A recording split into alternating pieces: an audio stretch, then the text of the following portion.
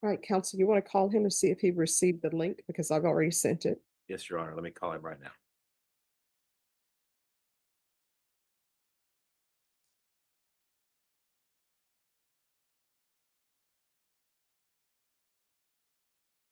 Hey, judges sent the link. Did you receive it? He says he's on and waiting to be let in. All right, let's line the jurors up. Jury's going to come in. So we'll see you then. Thank you.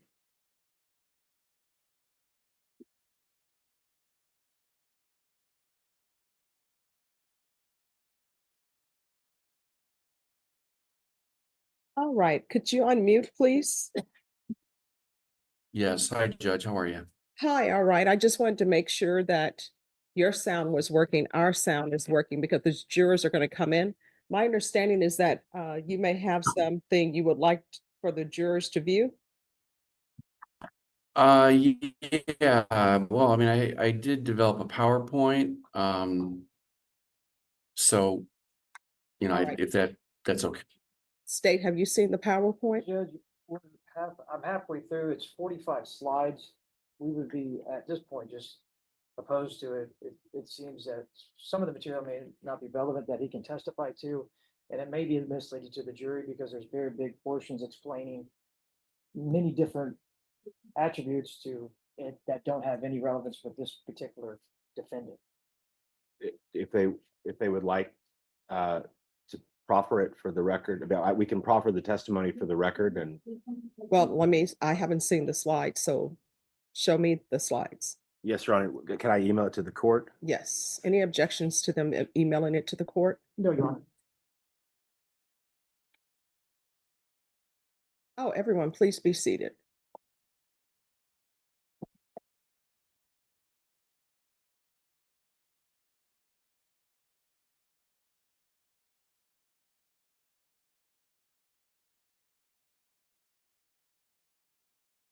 I believe it's sent, Your Honor. All right.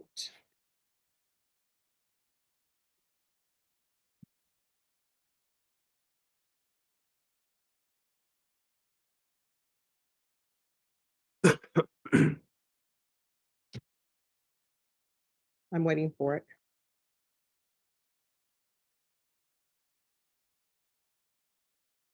That good old Bear County Wi-Fi.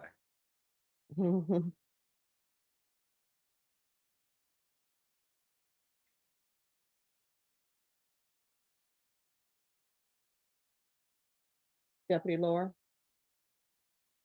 No? No. They have something that they want to go over, so. All right, thank you. All right, we're on the record. And we're going to go over this PowerPoint. So, if everyone could get on the same page that the court is on, the court is in receipt of the PowerPoint that I believe the witness, Dr. Fabian, would like to present to the jurors. All right, first slide. Any objections to the first slide? No, Your Honor. Second slide, any objections? No. Third slide, any objections? No, Your Honor. Fourth slide, any objections? Yes, Your Honor. All right, what are the objections to slide number 4? It seems that they're just putting down his testimony in writing. And just at this point, hearsay, Your Honor. It's a demonstrative, Your Honor. We're not offering it for the jury to take back. The state had several demonstrative exhibits we didn't object to, but I don't think that we could have. All right, so here's the thing. So both parties will know objections that people made or did not make to other sides. That's not a factor in my consideration on whether or not something should be admitted. So with regards to this slide that we are on now, state, it appears that it's related to, just one moment.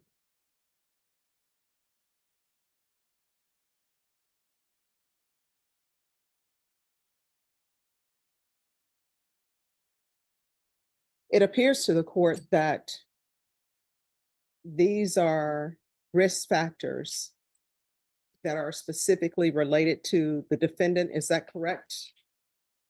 And Dr. Fabian, you can unmute yourself, please. Sure. And I'm gonna go ahead and swear you in. Can you raise your right hand? Do you solemnly swear or affirm the testimony you give will be the truth and nothing but the truth, so help you God? I swear. All right, you can lower your hand, state your name for the record. Yes, John Matthew Fabian. All right, is there going to be any objections to this witness appearing by Zoom? No, Your Honor. No, Your Honor, it's at our request. Thank you. All right. Any objections? Because I want us to get to the point of these slides. Any objection to the court asking the witness a couple of questions with regards to these slides so that I can see whether or not they should be admitted as demonstrative? I have no objection. No objection. All right. So the slide I'm looking at that says Taymor McIntyre mitigation themes, is that related to this defendant specifically? Yes. All right. So with regards to that, it appears that it is not demonstrative. It is testimony that he is going to be given about your client. So if it were a general slide about, we look at risk factors among adolescents, that would be fine. But this slide appears that it's specific testimony. So the objection to that slide is going to be sustained by the state. Then with regards to, I'm so sorry, Your Honor. I got off. The slide titled Taymor McIntyre mitigation themes, you are Yes. saying is not admissible or No. or not? because that's his testimony. It's not a demonstrative. It's his specific testimony about your client. So that slide will be removed. Dr. Fabian, will you be able to remove the slides from, since you were going to share the PowerPoint through Zoom, will you be able to remove the slides as the judge instructs? Yeah. Okay. So that one, number 4, the state's objection to that one will be sustained. Any objection to slide 5? Objection, Your Honor. I don't think the relevance. All right. What is the relevance, state, to the Office of Juvenile Justice and Delinquency Prevention? That's sealed. What is, Are you asking Dr. Fabian? yes, no, I'm asking you, counsel, because it just appears that this is a slide with a seal on it. Dr. Fabian, could you advise as to why that slide is in your PowerPoint presentation? Yeah, it's the author of the next slide. All right. All right, then the objection to that slide, number 5, that will be overruled. With regards to number 6, are these factors that you look at or that the author looks at in making a determination about a defendant's propensity or state in life, for want of a better word? Are these Yeah. factors you're considering? Yes, they are part of my testimony. So, Dr. Fabian, are these things that are generally matters that you look into when you're making a forensic assessment of someone, or are they specific to Mr. McIntyre? both. All right, so this slide number 6, is this specific to Mr. McIntyre, or is this just generally all of the factors that you look into? No, I mean, well, they're factors when we're dealing with a juvenile that's charged with homicide, but they apply exactly to his case. All right, number 6, state that will be overruled. Number 7, that will be overruled, that will be allowed. Number 8, that will be allowed. Number 9, what are the objections to 9, state? Your Honor, it seems at some point, I mean, as I read through these, Yes. they get repetitive. So I really like, it's just repetitive, and being, bolstering. All right. So number 9, if you can remove number 9. Okay. Number 10, that will be allowed. Number 11 remains. Number 12 remains. Your Honor, may Yes. I on that one? Yes. I see that there's X's at the end of some of these, and there's not X's on some, so I believe this is gonna be direct testimony. Is number 12, Dr. Fabian, is that direct testimony?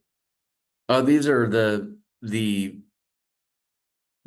10 adverse childhood experience risk factors and the 8 that are X'd applied to the defendant. All right, so that'll need to be removed. Okay. And that's not saying that you can't testify if that is your testimony, but it just can't be given as a slide because then it's not demonstrative.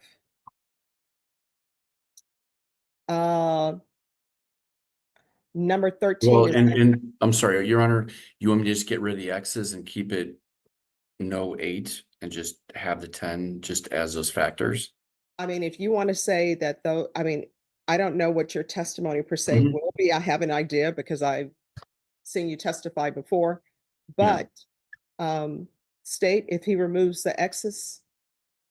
I guess, Your Honor, then it'd be repetitive. All right. So yes, if you'll remove slide number 12, please.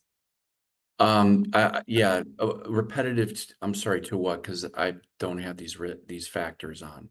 Oh, that's okay. If you'll just remove slide 12. Okay.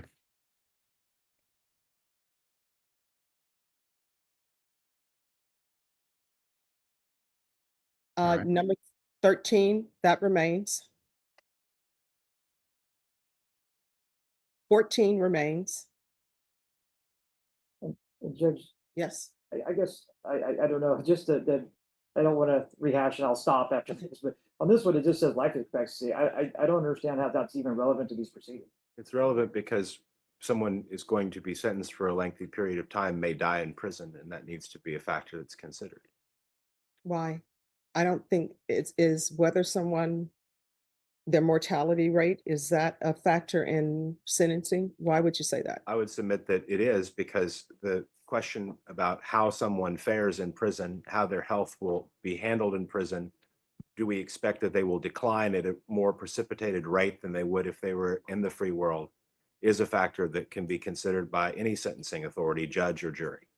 All right. So if you'll remove slide number 14, you can ask whatever questions you want to ask about that. And if there are objections, the court will make a ruling on those objections. Okay.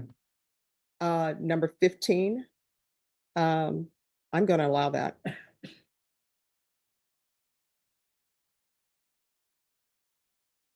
Uh, 16, objections. Judge. And I guess the objection is just, I mean, a relevancy, and relevance. We have a fact witness who will testify after this that will make this relevant. It's not relevant at this time, right? It's conditionally relevant. I mean, Well, if you say it's conditionally relevant, but if you don't have the person to testify, then I mean, all I can say is that, as I stated in opening, and as I anticipate the evidence will show when we call a fact witness, this slide will become relevant. And that's my representation to the court. Obviously, if for whatever reason my evidence does not end up supporting that, the court is welcome to instruct the jury to disregard the testimony about multi-generational factors. okay. So with regards to slide number 16,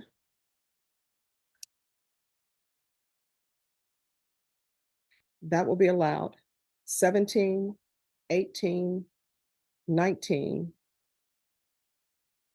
those will be removed. You'll just need to testify. Okay.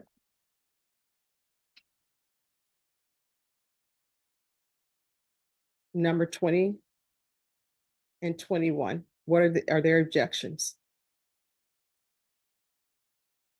20 and 21, Your Honor. Yes, I'm asking the state if they have any objections. Judge, no, I mean, as long as it's not testimony about this particular defendant and this in general. All right, Dr. Fabian, 20 and 21, is that general? I'm sure it's, is it general? And then you're going to make it relevant to Mr. McIntyre? I mean, that was the plan, yeah. All right, so 20 and 21 can remain. All right, then let's look at 22, 23, 24, and 25. Those all seem to be the same as far as to what they're about. And Your Honor, I need to take care of a matter with the witness. If Mr. Lang can fill in for me for Sure. the rest of this hearing. Yes. Be right back.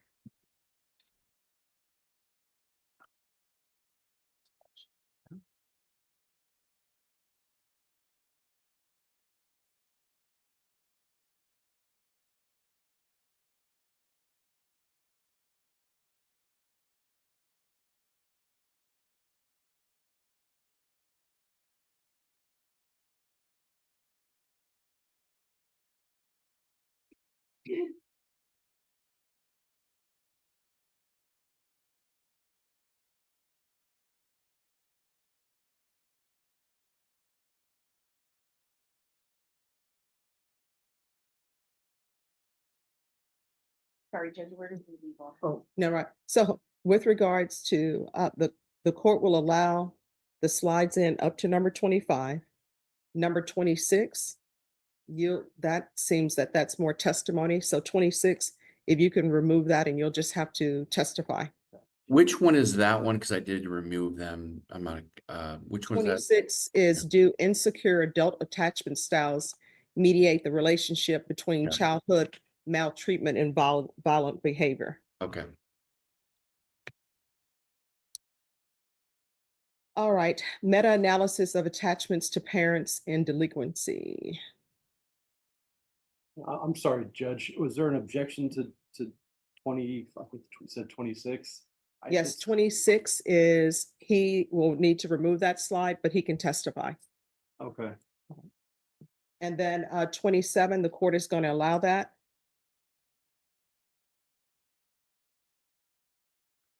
Uh, 28 will be allowed. 29. Any objections? You were saying relevancy, Your Honor. we would offer it as a learned treatise, Judge. as an All right, exception. 29 will be allowed.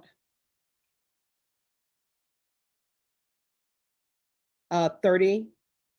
That will be removed. He'll just need to testify to that. And 30 is the brain development and trauma. Yeah. 31, that will be allowed. 32 is allowed. 33 will need to be removed. You can testify. Okay. 34 removed. You can testify.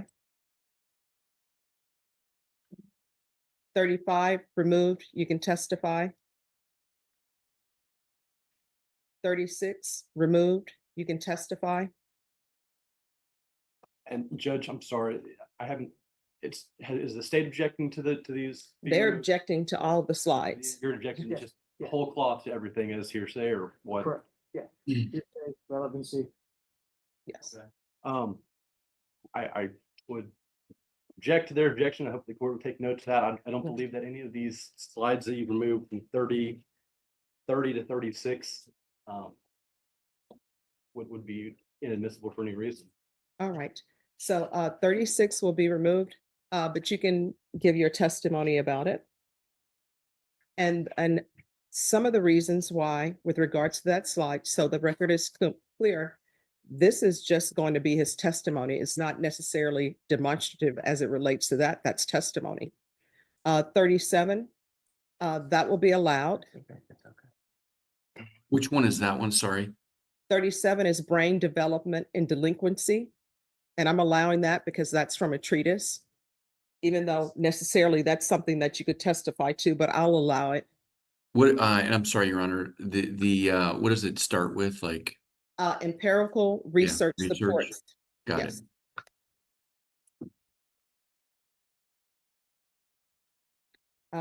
38 will be allowed.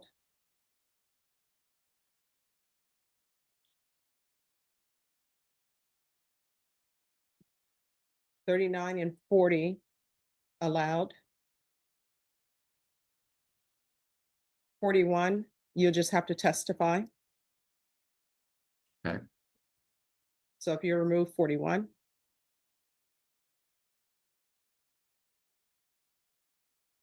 42 will be allowed. 43 is allowed. 44 needs to be removed. Okay. And let me know when you are ready to proceed.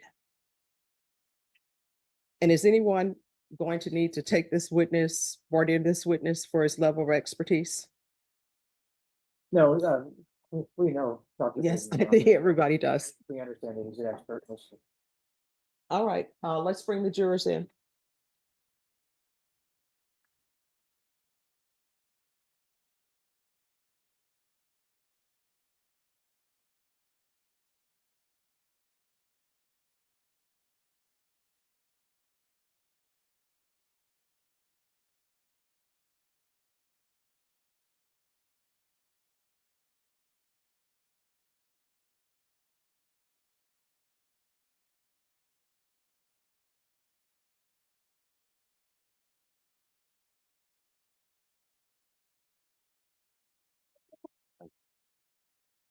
The medicine leaves an aftertaste in my mouth. It's almost metallic.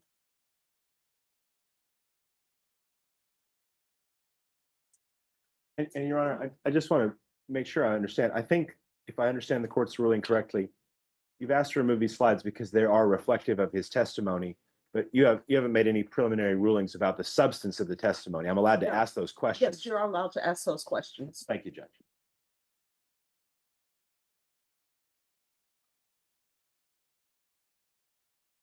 And so the court is clear.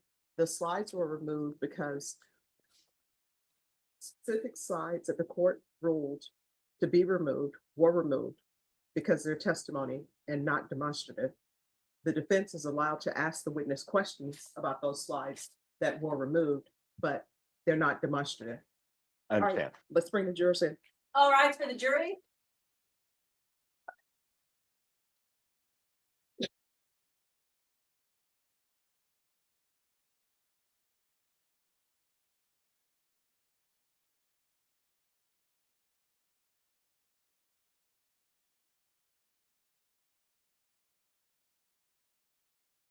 All right, everyone, please be seated.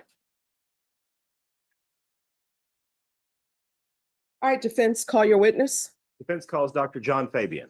All right, ladies and gentlemen, Dr. Fabian has been previously sworn in, so he's under oath. He's appearing by Zoom because he was unable to appear in court.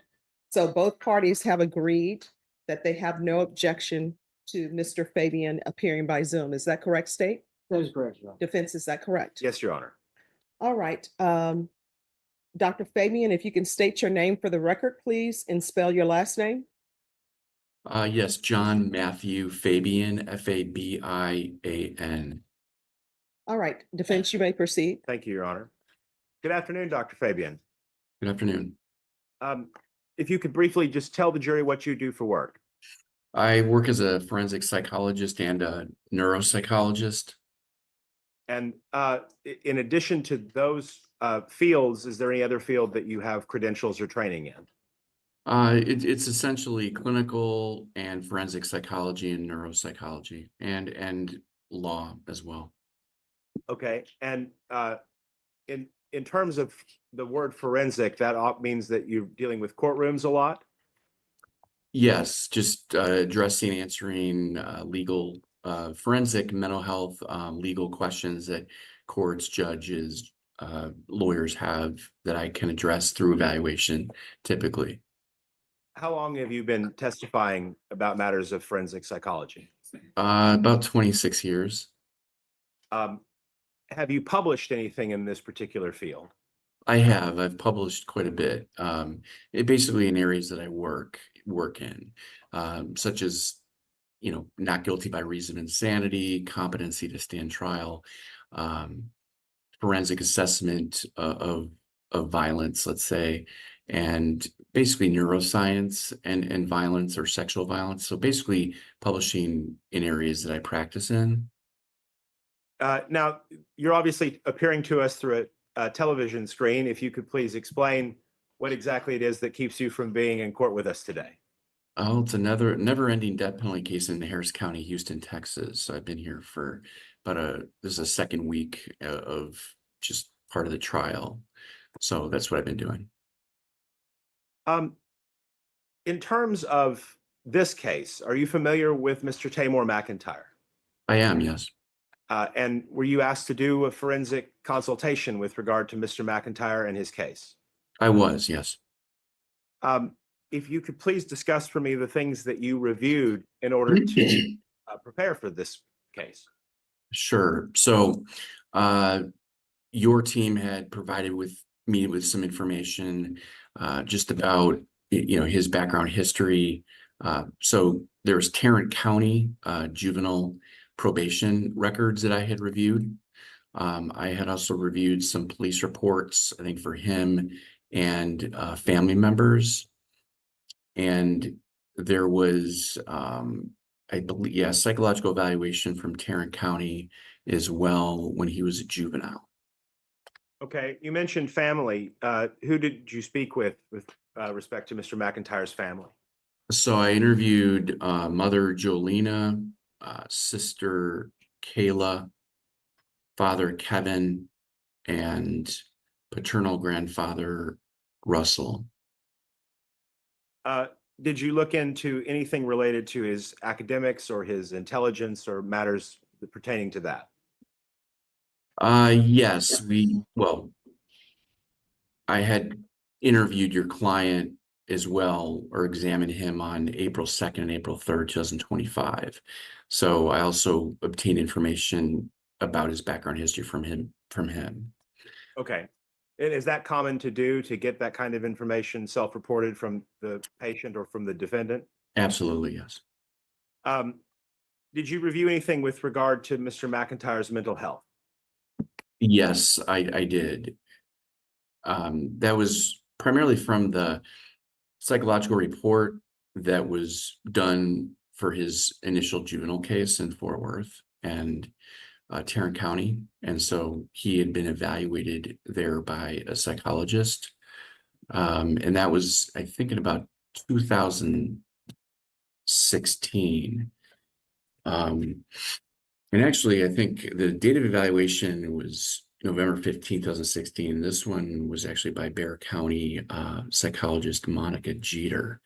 And that provided me information. He had a history of attention deficit hyperactivity disorder and treatment with Adderall for that condition. Okay. So I want to talk a little bit about matters related to the psychology of an offender that are significant, both in this case and in cases generally. When you're trying to evaluate these matters to determine or to help talk to people who are determining a sentence, what are some of the things that you look for? Well, I look a lot at their background history and their family history. It's kind of where I start every case. Okay. With respect to Mr. McIntyre, were there any risk factors And that then the information gathering is, sorry. Just one moment. So if y'all can make sure one person talks at a time. So defense, if you will ask your question, please. I'm sorry, Your Honor. I think we might have had a buffering problem. I thought he was finished talking. Dr. Fabian, Okay. with respect to Mr. McIntyre, were there any aspects of Mr. McIntyre's history, whether it be mental health, family history, background and upbringing, that you were looking at to determine whether or not there were pre-existing risk factors before these cases came to light? Yes, there were a number of areas pertinent to your question. Could you? So you want me to Yes, explain? please. Okay. Well, I look at this as multi-generational in nature. So I did talk to his mother. And if I may briefly describe her background. Please. Uh, she did inform me that she was, I'm just gonna object to hearsay. Sustained. And Your Honor, just for the purpose of the record, we would be offering it as a statement that was obtained for the purpose of medical diagnosis. For the purpose of this trial, Your Honor. Sustained. Without going into what she specifically said, Dr. Fabian, are there some aspects about the people in Mr. McIntyre's life and his parents that you thought were significant and relevant to what was going on in Mr. McIntyre's development? yes, there is a family history positive for criminality, substance abuse, mental illness, and prostitution. And those were factors that I thought were significant, you know, for his parents and then when he was born. So that's kind of where I would start in my investigation. Okay, and just before we go any deeper into that, can you explain a little bit what you mean by multi-generational trauma? What does that look like? Well, it looks like the parents of the defendant had a lot of adversity and trauma in their lives growing up, and when he was born, after he was born, there was, you know, family separation and instability, and you know that's not uncommon with what I know about his parents' background history. Okay, and when those kinds of circumstances are in play, what effects can that have? That could lead to what we call developmental psychopathology in offspring. And that could be, you know, psychiatric conditions that would be relevant to, you know, Taymor and his siblings, let's say.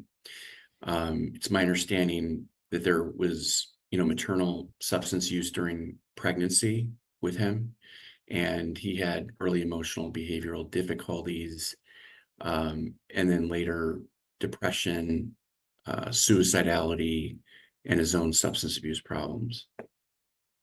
What is polytrauma? Polytrauma is just when someone has a number of different types of traumatic events that they've either been exposed to or witnessed. So, I mean, like, for example, psychological and physical abuse, that would be a polytrauma case, or? Yes. Okay. Yes. What So is- there, go Go ahead. ahead. Sorry, doctor. Well, I don't know if you want me to elaborate as to his history of that. Please. Sure.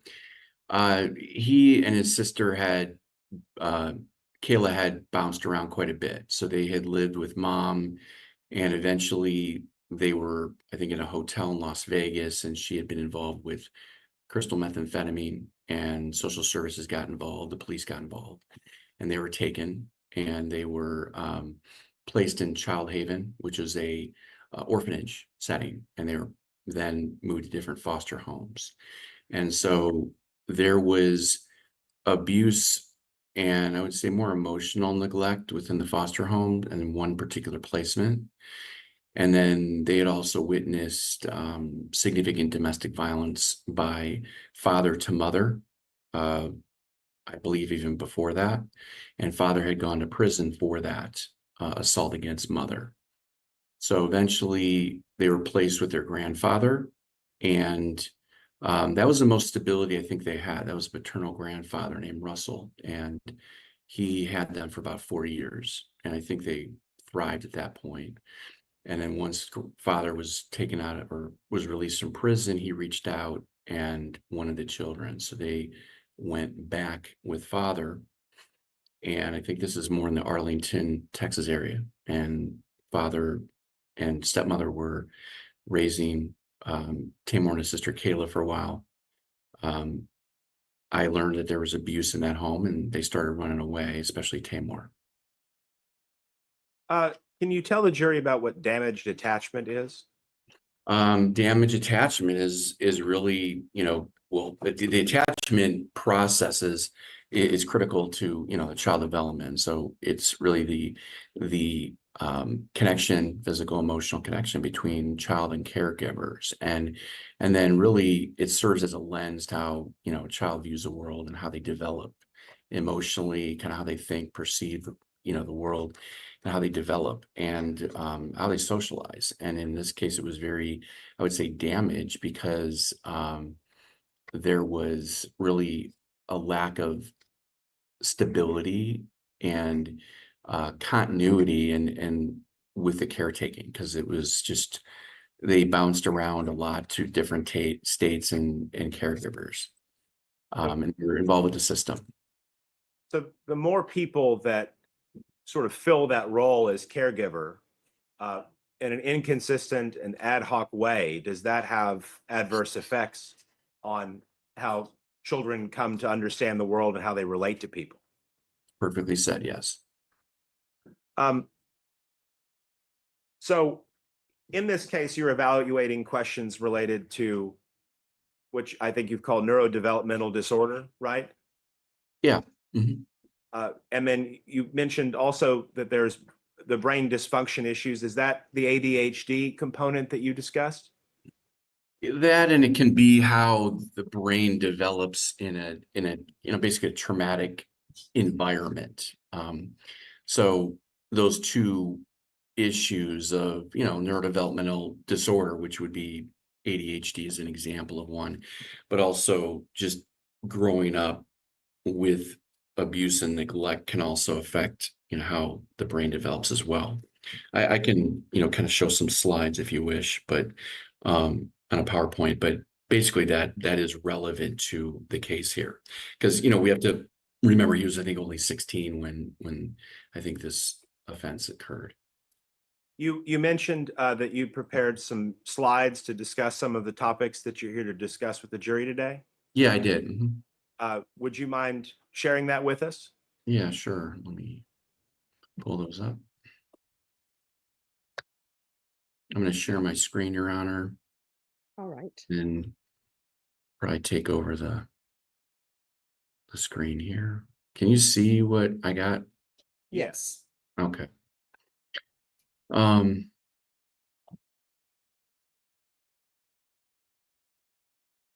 so we covered some of this. Well, I don't need to talk about myself, but let me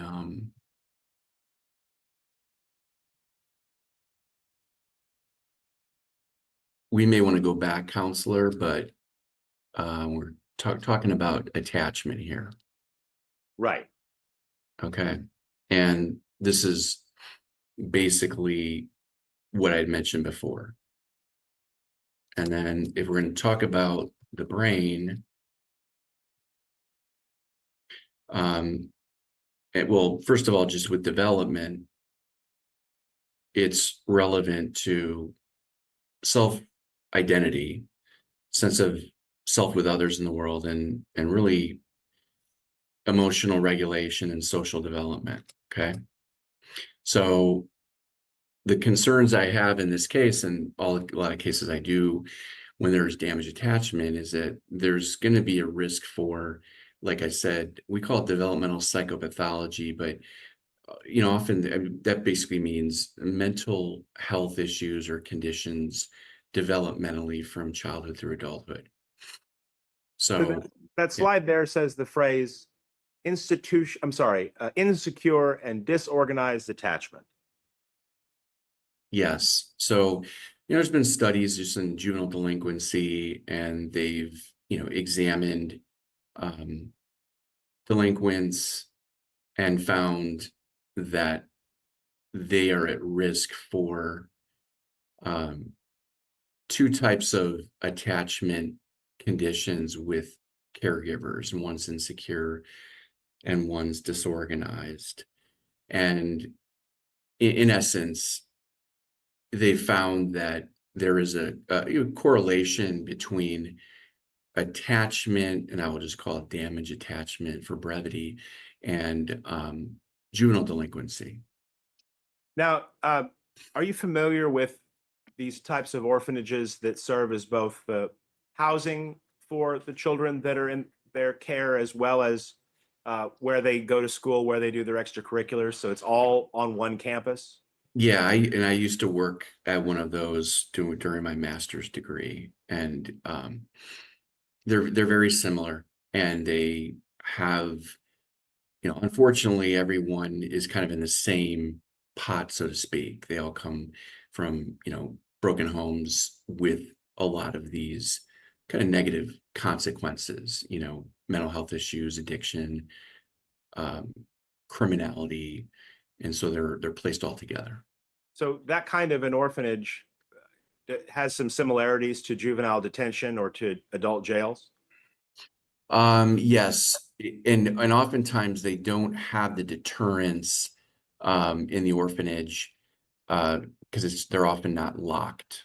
Okay, so the kids can often run wild and cause problems within. Within the facility? Correct. And then in this case, Taymor was fostered out, I think, to it's my understanding, at least a couple foster families.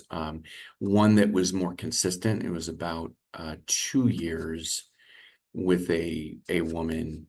And there was some concerns about abuse and neglect in that foster placement. Okay, which would go back to this problem about improper or inadequate attachment based upon multiple caregivers, multiple situations.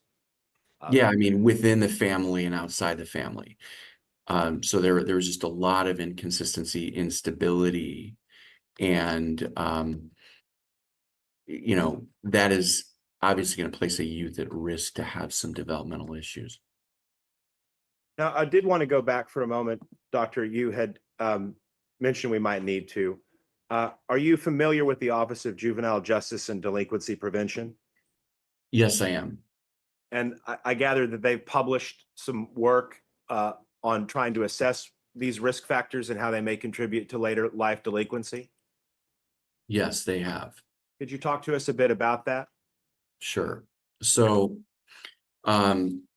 the Department of Justice has done research on just risk factors of juvenile delinquency, violence, and I would say even young adult violence. And they basically just found different domains that make sense, just individual risk factors inherent pursuant to that person's psychological, psychiatric functioning and mental health makeup, so to speak. Family factors have a lot to do with just the structure of the family, who's there, is it broken, who's raising the children, but also family management practices, including discipline, supervision, and then school, peers, and the community. So there, when we're looking at these cases, there is a cumulative type response or outcome. So the more domains and risk factors, the more likely the youth will have difficulties in life and engage in delinquent and violent behavior. So in this case, there are certain factors relevant. I can briefly go through them if you wish. Please. Well, this defendant, Taymor, had evidence of hyperactivity. He was not of low intelligence, but he did have a significant ADHD condition and treatment. There were emotional factors. It's my understanding that, he struggled without having, his parents around. And eventually there was again, some neglect where I think mom had left the children just abandoned in a hotel in Las Vegas. And that's when CPS got involved. Later on, there was more stability with grandfather, but then not so much with father. There's more abuse. And that's when he was running away and engaging in more antisocial delinquent behavior, which connects to more of the peer factors. He was associated with, delinquent peers. And it's my understanding that both he and his sister, and more Taymor, was running away from the fathers due to the abuse. And it was difficult, I think, for him to consistently attach to schools and his academics and success in that area because of a lot of the moves, neighborhood changes, let's say. So that's kind of how I conceptualize this case within the Department of Justice kind of risk factor domain, so to speak. So within this concept of risk factors contributing to delinquency, is there any kind of a buffer that one can have when confronted with so many of these circumstantial risk factors? Yeah, that's a good question. And the thing, what I consistently learned was that I think their most healthy and stable placement was some of that protection by the grandfather figure, Russell, but also he, got them to counseling. They were more involved in organized activities. And those 4 years, I think, were stable. And, there was less, I think, acting out. There was more structure. There were more expectations. And so it was protective not only by the caregiver, the grandfather, but also the opportunities he gave them. So do these risk factors that we've discussed have any role in trying to predict the risk that someone might commit homicide? They do. And so when we're looking at delinquency, but then, so there has been some research on this. Could you tell us about it? Yeah. Where they were looking at, the researchers were looking at a youth study with basically delinquents and looking at early risk factors in childhood and adolescence and as predictive of violence. And so they basically found a collection of them which are relevant in this case.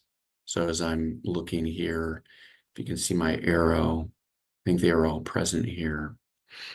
And this was into, I think, homicide through age 30. So there are several factors of 28 that really kind of were more powerful.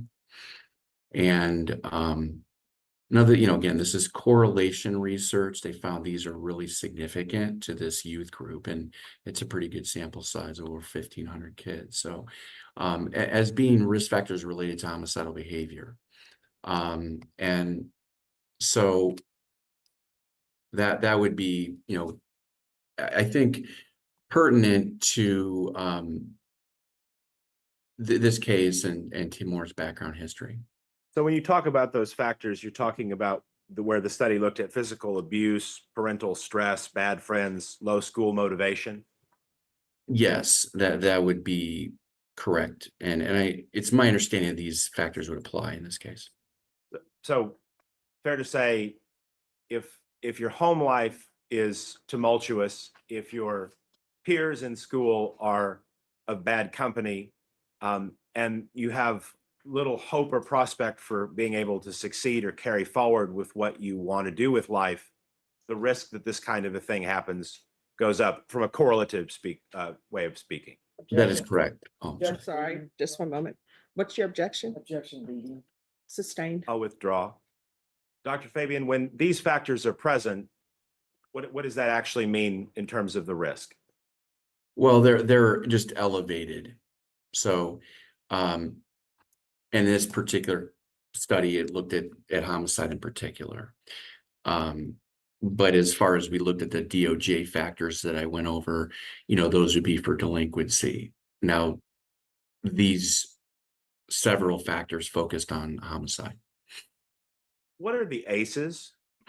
The ACEs are adverse childhood experiences risk factors. And in brief, the CDC and Kaiser Permanente, they basically did physicals, examinations, and asked thousands of individuals about just childhood traumatic experiences. And they found that there were about 10 risk factors relevant to, they were in childhood regarding traumatic experiences that were correlated with a risk of negative, what I call like psychosocial outcome. So it could be addiction, mental health, medical problems, addiction, legal problems, early mortality, let's say. And there were about 10 factors they found. And What they are were, those 10 factors? well, they focused on abuse and neglect. So physical abuse, emotional neglect, sexual abuse, parental separation and divorce, living with a person in the home that had addiction or mental health problems or legal problems and incarceration. And so there were 10 of them, and they found that 4 or more, basically a cumulative effect, but 4 or more out of 10 placed, the individuals in the study at more serious risk for like negative psychosocial outcome. And it could be anything or a combination of outcome. It could be, again, like unemployment, addiction, divorce, early death, for example. Okay. And I did run analysis on your client, Mr. McIntyre. So What did that analysis reveal? well, it revealed that he had 8 of the 10. So pretty high score, and again, indicative of just abuse, neglect, and adverse child experiences. So what you're saying is we can't really predict what negative outcomes someone will experience if they have these things, right? You are correct. Now, there are some studies that are kind of focusing a bit more, on these factors and outcome. But Yeah, go ahead. each of these things could be potentially provoked by having 4 or more of these factors. Yes, which like this particular, these 2 studies, I think, address that. So just even with delinquents, they're more likely, or, with youth, they're more likely to engage in delinquency, into these negative outcomes, violence, gang involvements, addiction, general offending, when they have more of these risk factors. And this data pretty much, correlates with some of the DOJ data that we had just went over. It's just early risk factors. Yeah. Okay, so fair to say the ACEs and complex trauma have some relationship? They do. Now, complex trauma is a serious type of trauma, typically occurs in childhood and within the primary caregiver system. So often abuse, neglect by, a caregiver to the child. And they're often, the abuse, neglect occurs for a period of time. So it's a bit chronic, and then it can be intense, severe in nature, and it also can be frequent. And, again, we're looking at often physical abuse or neglect, sometimes, sexual abuse as well. And then this complex trauma really, has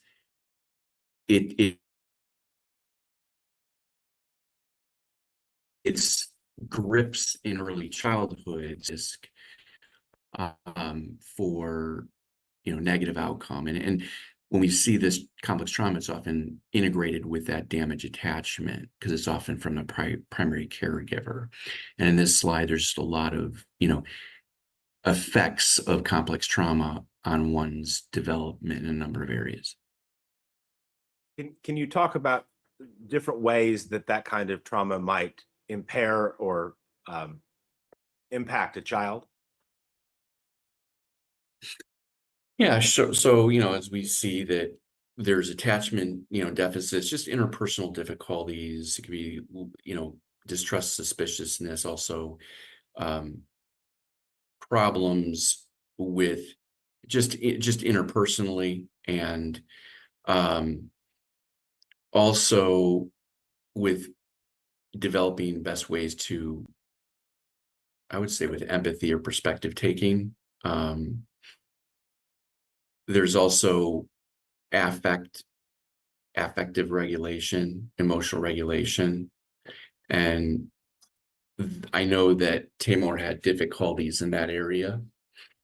And he struggled with needing attention, support, affirmation from caregivers that were not in his life, or when they were in his life, very needy. And he was needy within the school with teachers, for example. So self-regulation, emotional regulation, but also behavioral control is relevant here. He has demonstrated difficulties with,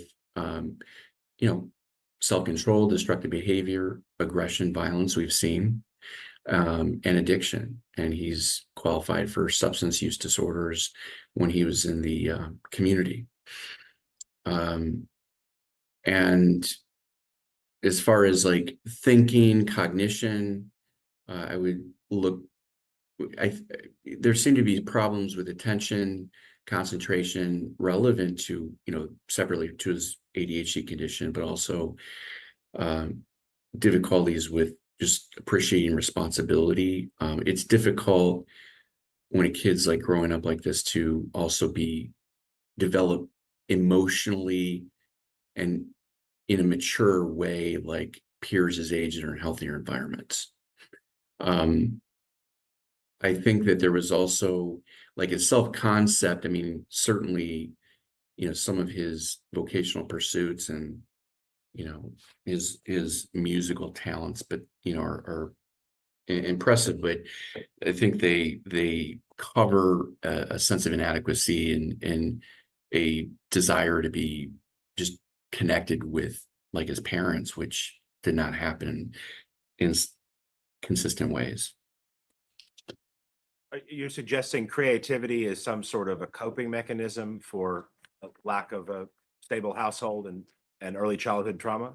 Well, some people are talented and some aren't. So yeah, I think he has some gifted and talented in that way. But yeah, I mean, he developed other interests and skill sets, and there's some resilience there. But that I think he's plagued by inadequacy, especially with his just neglect for the most part by his parents. Now, the literature you've been talking about seems to also discuss how these experiences, the emotional experience can have effect on the physical brain. Is that right? Yes, that is what we've learned. Yes. Now this slide of impact of childhood trauma in part is related to the prior slide. And we see in this case, and just by my review of the records, I mean, there's been, he's had some issues in a number of these areas. And I would look at more emotions, I think relationships here, mental health. I have seen, I think he has a long-term depressive condition, evidence of post-traumatic stress disorder. He's been suicidal in the past. And he's developed addictions to substances, I would say cannabis, Xanax, and more of what we call lean or cough syrup, let's say. And then certainly he's had issues in this area, which is a substance abuse, regulation, aggression, is criminal activity. Can we talk a little bit about adolescent brain development? Sure. When does the brain stop physically developing, or does it? Well, the brain, I would say the most important part of the brain would be developing, I'd say by age 24. And I'll show that here. Our brain develops bottom up from brainstem to kind of, survival, breathing, heart rate through arousal, emotional reactivity. This limbic area is really the area of the brain that is responsible for emotions. And this area is more developed in a child, where finally this develops, I would say 23, 24. And that's more of your executive functioning, higher order area of the brain, abstract thought, problem solving, planning, executive functioning, decision making. That's more of the brakes on the brain, and the brakes to kind of assist in controlling impulses. It's another way to look at it. This is your frontal lobe. This is last to develop. This is your brainstem, first to develop. Your brain kind of develops this way. This is more the primitive brain, and that's the brainstem, right? So survival, breathing, sleep. The limbic area, that's kind of, again, more related to your emotions. And the amygdala is like your watchdog, your alarm. And that is more of the emotions and fear center of the brain, and as well as memory formation, where memories are.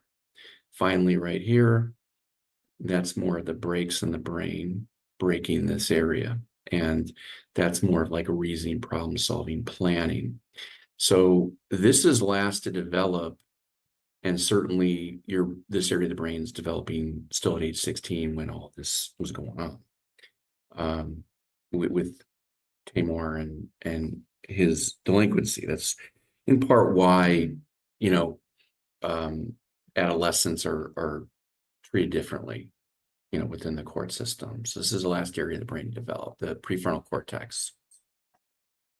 So the parts of your brain that appreciate and react to fear develop before your brakes and your ability to judge and discern decisions. Is that what you're saying? Yeah, and not saying that you have no ability to do that, okay? And not saying that every, adolescent becomes a delinquent, but the area of the brain that is still developing, yes, would be kind of the control area on the emotions. And in a case like this, there's a bit more, let's say, could be delayed development, but there's other factors going on in this type of Excuse me, case. Doctor, just one Sure. moment. I noticed some movements in the seat. Yes, I'm going to give you all a break. Do y'all need a break? I thought someone did a break sign. All right.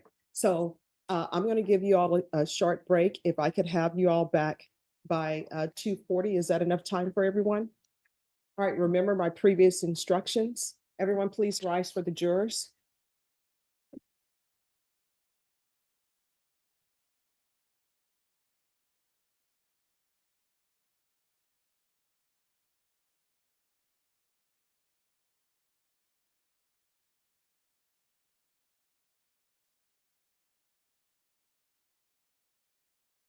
Right. Everyone, please be seated, and Cindy, you're off the record. So just so everybody knows, when I hear a lot of movement in the chairs, that usually means that they need a break. So we'll be back at 2:40, and Dr. Fabian is taking his break as well. So Thank you, Jen. 2:40. 2:40.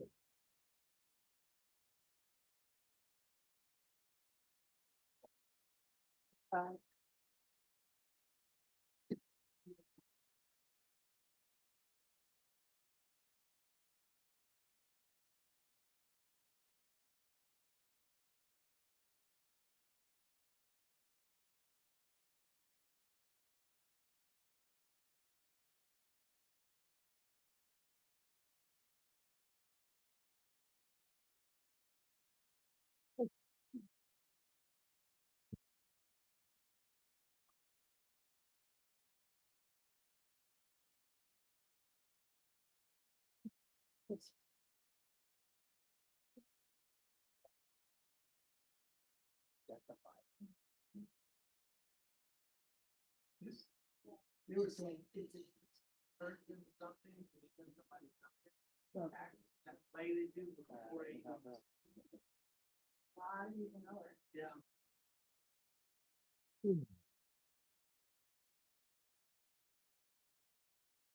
then frontal lobe, prefrontal cortex.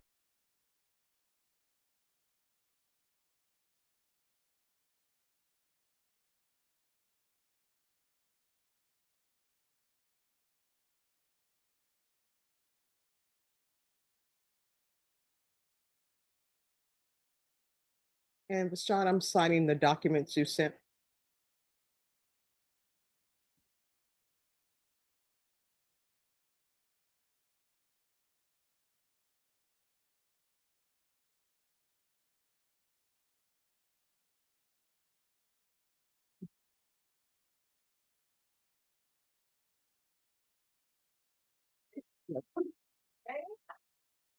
All right, for the jury.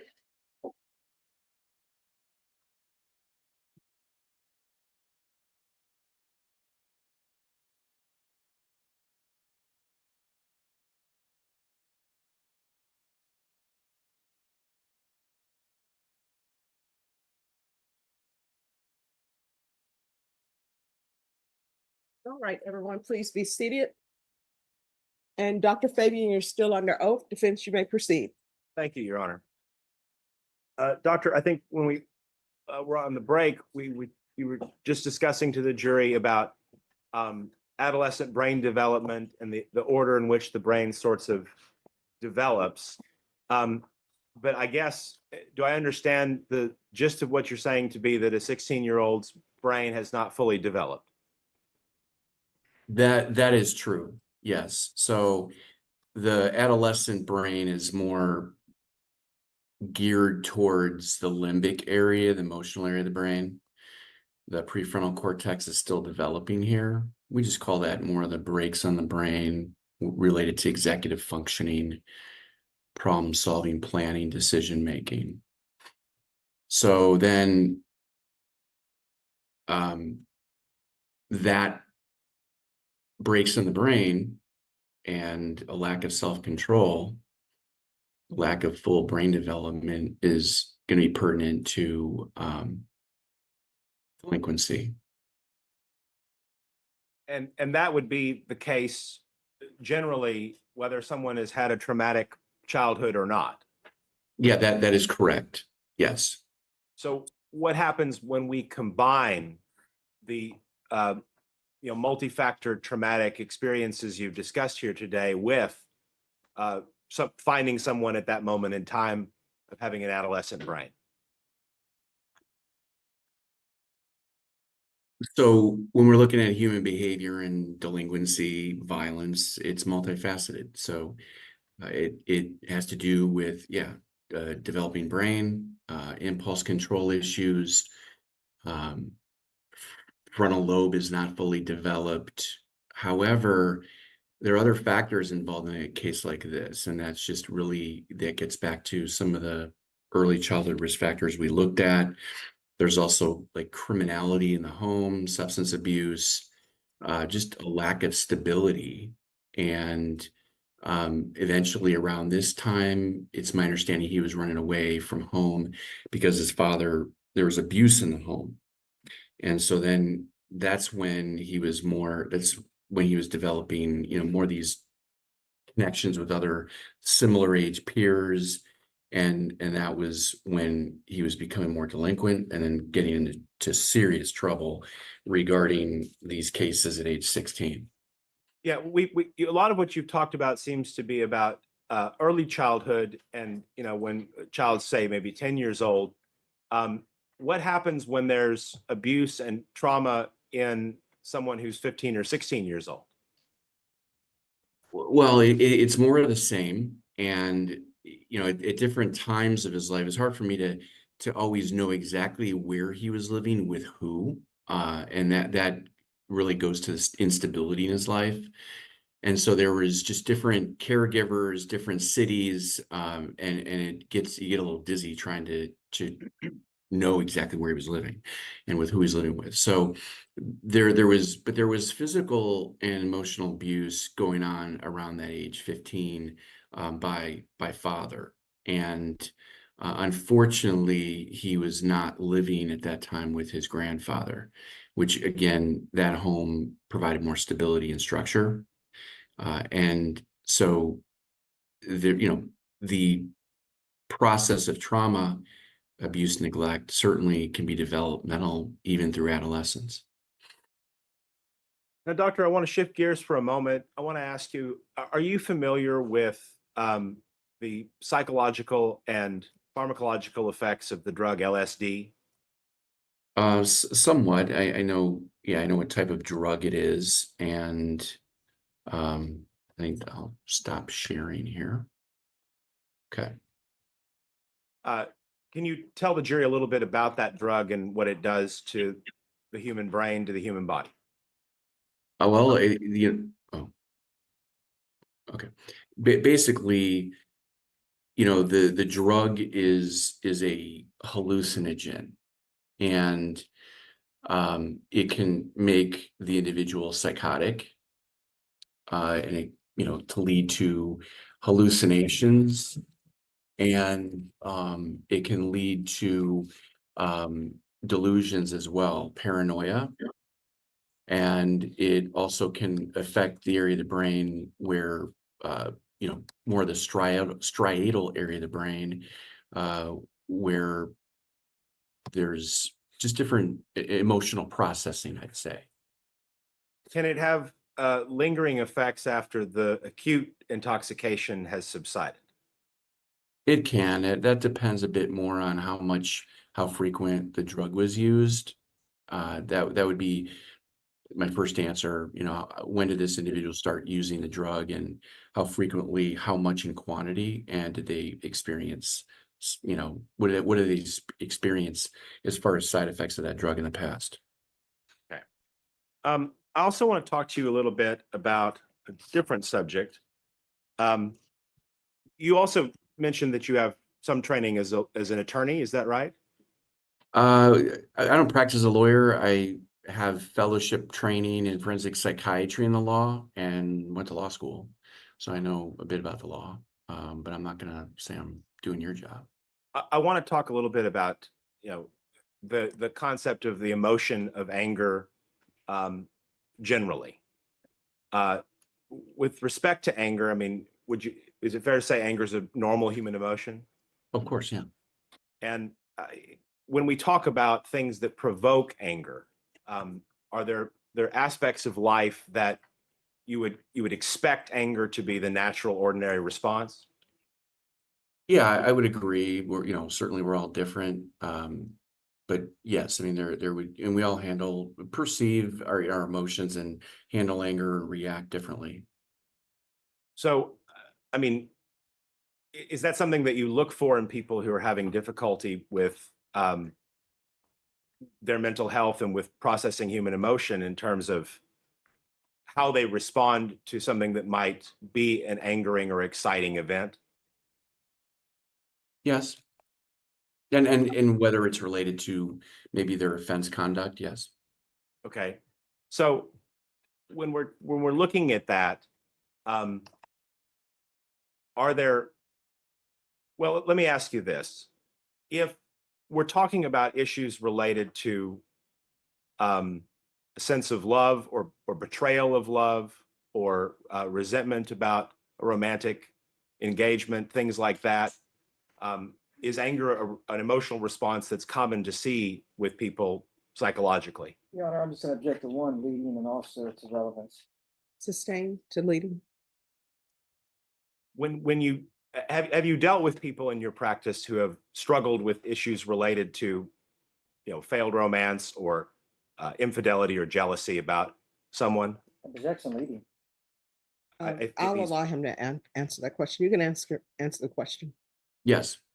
What are some common emotional responses you see in those types of people?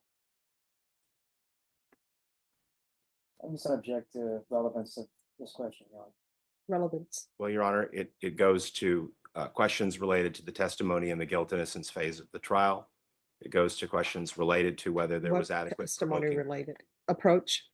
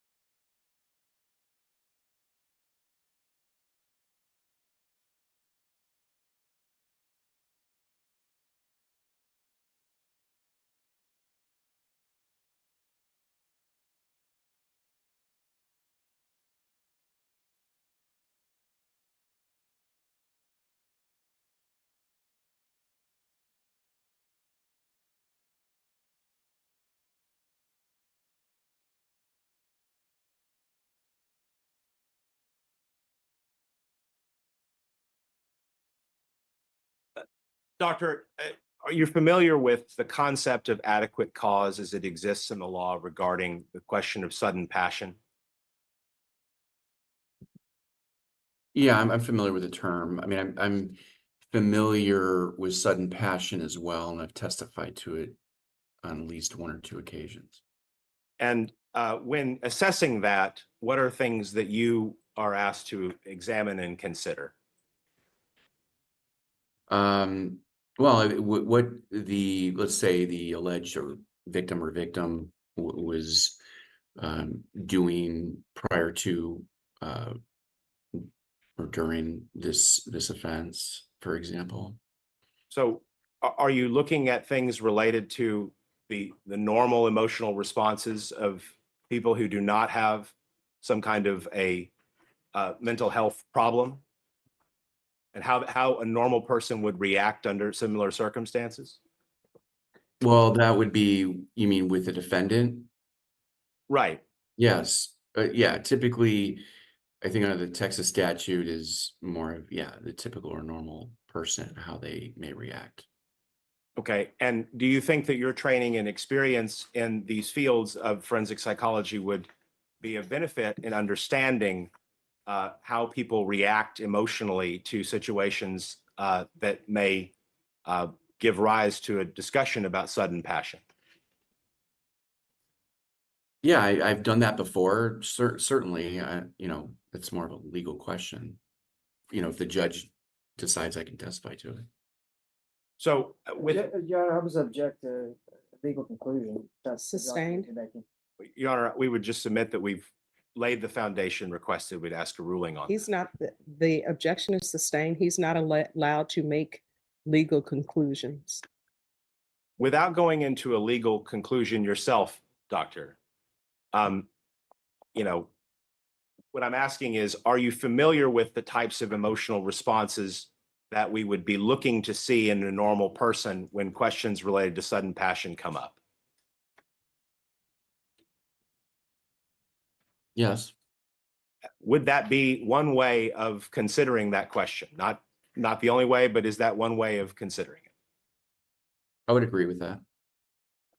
So with respect to that, if we have evidence suggesting that there was some sort of a conflict about romance or jealousy about a significant other, you know, what are the types of things that you as a forensic psychiatrist would want to know about that event or that incident to assess how a normal person would react?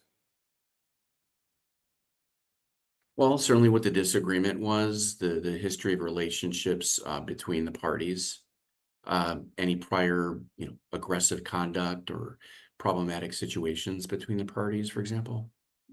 Okay. And if you had evidence, hypothetically, that an individual was trying to have sex with another person's girlfriend, would that be the sort of thing that you'd want to look into more to determine how a normal person would react to that information? Sure. And yeah, definitely. I mean, I guess relationship, jealousy, that type of thing. Yeah. Okay. Is that something that has come up in instances where you've been asked to assess whether a normal person reacting in anger was acting appropriately? Yes.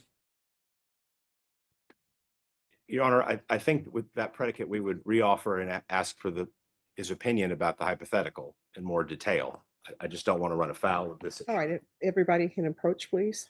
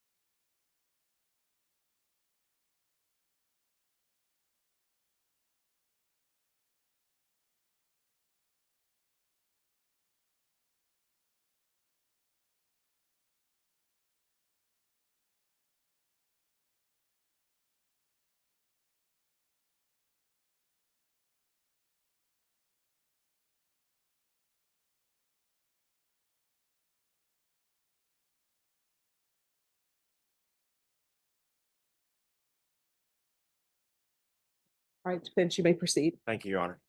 When we talk about emotions like anger, rage, resentment, or terror, can you describe sort of what's going on in the human brain when someone is under the experience of one of those emotions in a heightened form? Sure.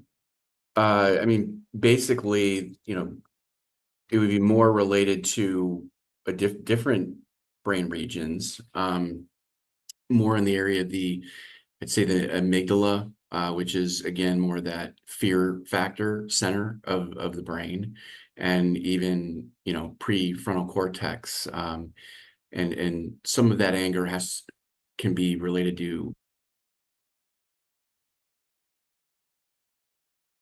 Oh, no. We're frozen. Kind of fight, flight, that type Anthony, of fear. So there You can be. froze a little bit, so if you could start over with your answer, please. Sure. Sorry about that. Anger involves just a number of areas of the brain, so it's multifaceted, and it would be in much part related to the amygdala, the emotional area of the brain. And that's, again, your kind of fear center of the brain. More of the watchdog, your alarm switch. So that is one area of the brain. And that also processes, threat, frustration, and is connected also with processing within the prefrontal cortex, which is, again, the more of that brakes on the brain. So there's critical circuits between those two areas of the brain that are responsible for feeling the threat, perceiving it, and then reacting to it. When we talk about brain development, going through childhood, adolescence, into adulthood, when you talk about the breaks that you mentioned earlier that are achieved later in your 20s, does that have any role to play in how an adolescent might modulate their anger? Go up. Yes, it does. Can I share my screen, Your Honor, real quick again? Yes. Thank you. So basically, if you can see this right here, this slide has to do kind of with adolescent brain development. And right here, this is part of the frontal lobe, and they call it pruning. Basically, it's kind of like a shrub, and you got to reshape it. And some of the gray matter is pruned. And this happens in adolescence and in early adulthood. And basically, while your brain's developing, it's this frontal lobe area is pruning, and it is critical for more of the brakes on the brain. So the controls, the judgment, the decision making, and so that's how I would answer that question. So in a 40-year-old man, they get angry about something. They may decide to bite their tongue, not say anything, internalize it, try to get over it without any behavioral component that the rest of the world can see. Do adolescents struggle with those kinds of skills? Yes, they do. I mean, some more than others. In this case, I would say that given his ADHD brain, which is more impulsive, hyperactive, and given how he was raised and more of that trauma and symptoms of PTSD, emotional reactivity, he would have potentially more difficulties with that in times of stress. And he's more, I'd say, at risk to even misperceived threat due to his history of trauma. Now, and just for the sake of a hypothetical, taking away those additional factors, a quote unquote normal 16-year-old boy would have difficulty modulating their anger in relationship to, say, a 40-year-old man?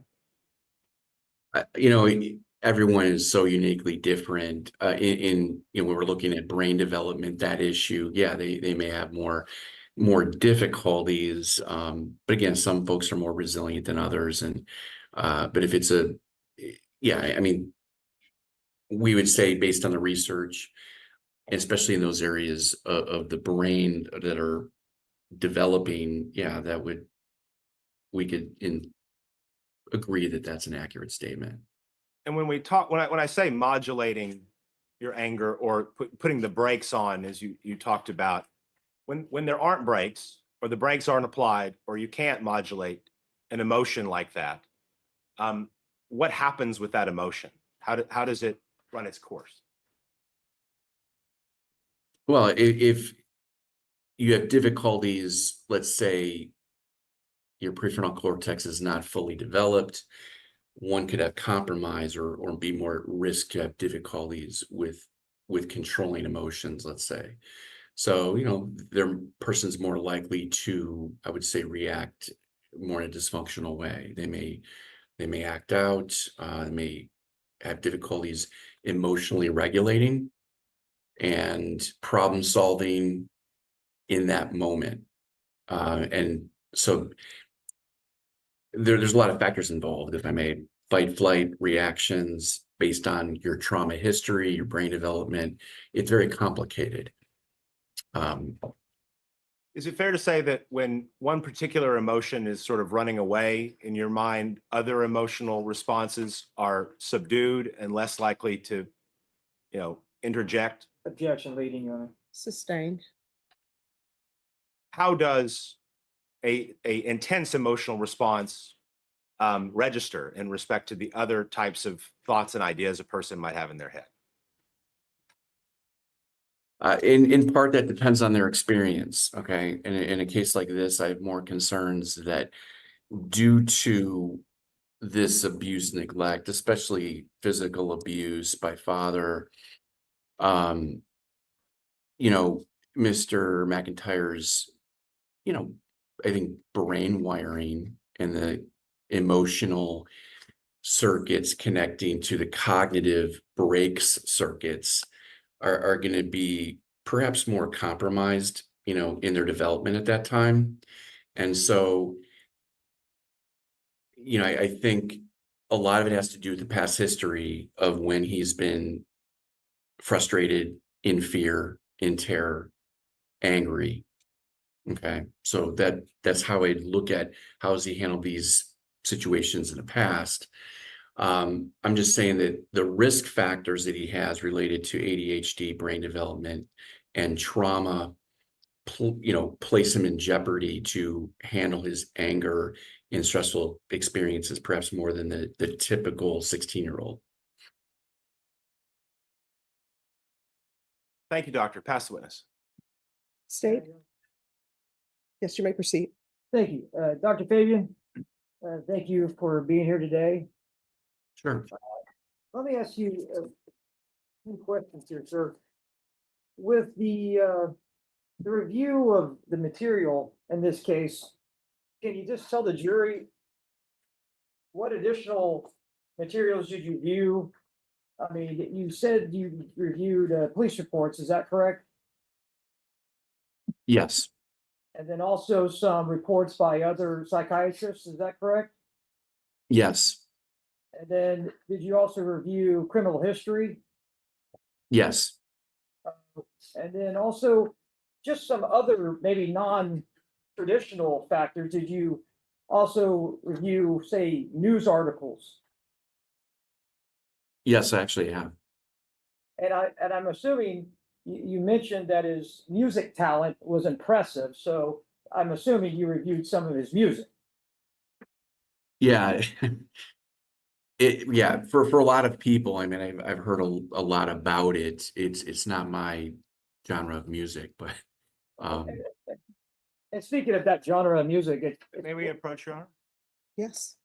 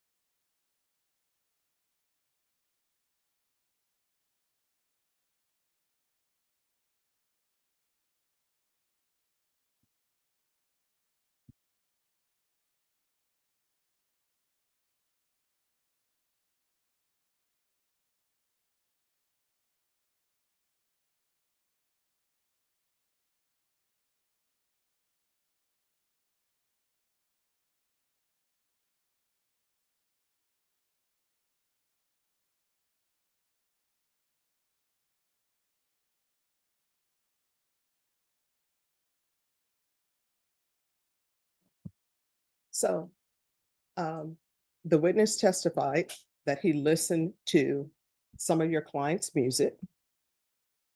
So the state is allowed to question the witness about anything that he reviewed for his testimony. That's the first point. The second layer to this whole question, you filed a motion in limine. So I need to make a determination on specifically what music that the state is intending to offer through this witness that he said he listened to. And I'll make a decision on whether or not I'm finding that it's more prejudicial than probative. I don't know what the music is, haven't heard any music.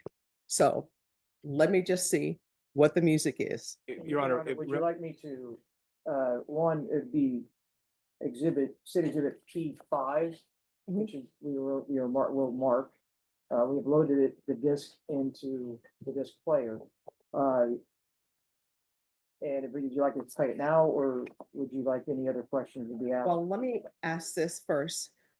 I know you're saying it's loaded in the disc player, but does anyone have just the transcription in words so I can see it? It's in the motion in limine, It's Your in the Honor. motion in limine that defense presented to you, Judge, but I also have a copy. Oh, if you could bring me a copy because files are,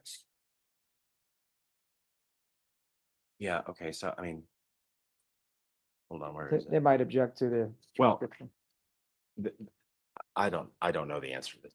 Some versions of the song, these first 4 verses are in it, and other verses of the song, other versions of the song, it's not. I know it's repeated though, at some point. Is it? Yeah, it is for the right here. Yeah, you're right. Okay. But Your Honor, before we get to that, the substance of it, I do think that we have to establish whether or not the state's question adequately puts this at issue. What we're doing here is, just one moment. Let me review this and then I'll hear everybody's arguments.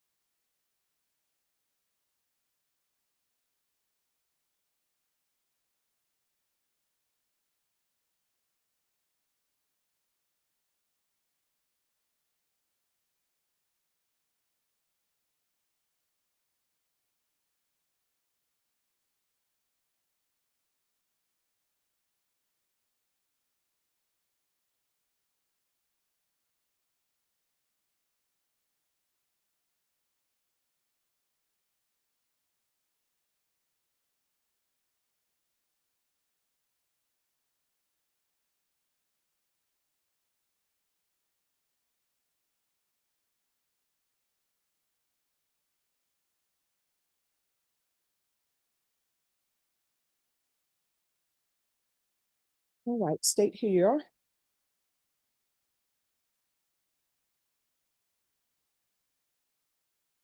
All right, so state if you want to ask the witness questions and let me see. Okay, Judge. And Dr. Fabian, we were just previously, we were speaking about Taymor McIntyre's music.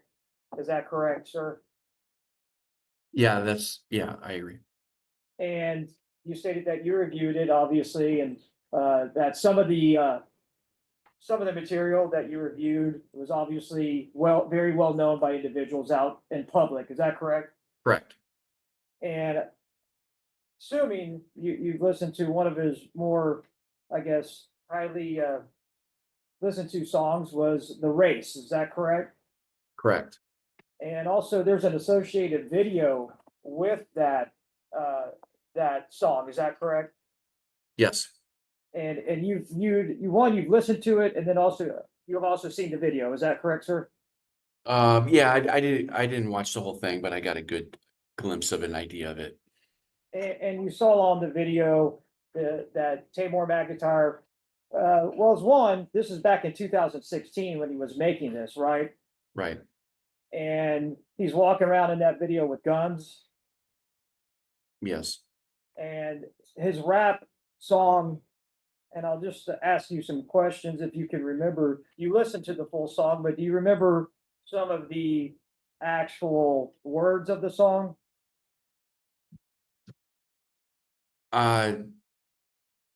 Yeah, I think he was trying, it was about, I think, being in a race and beating his case or something like that.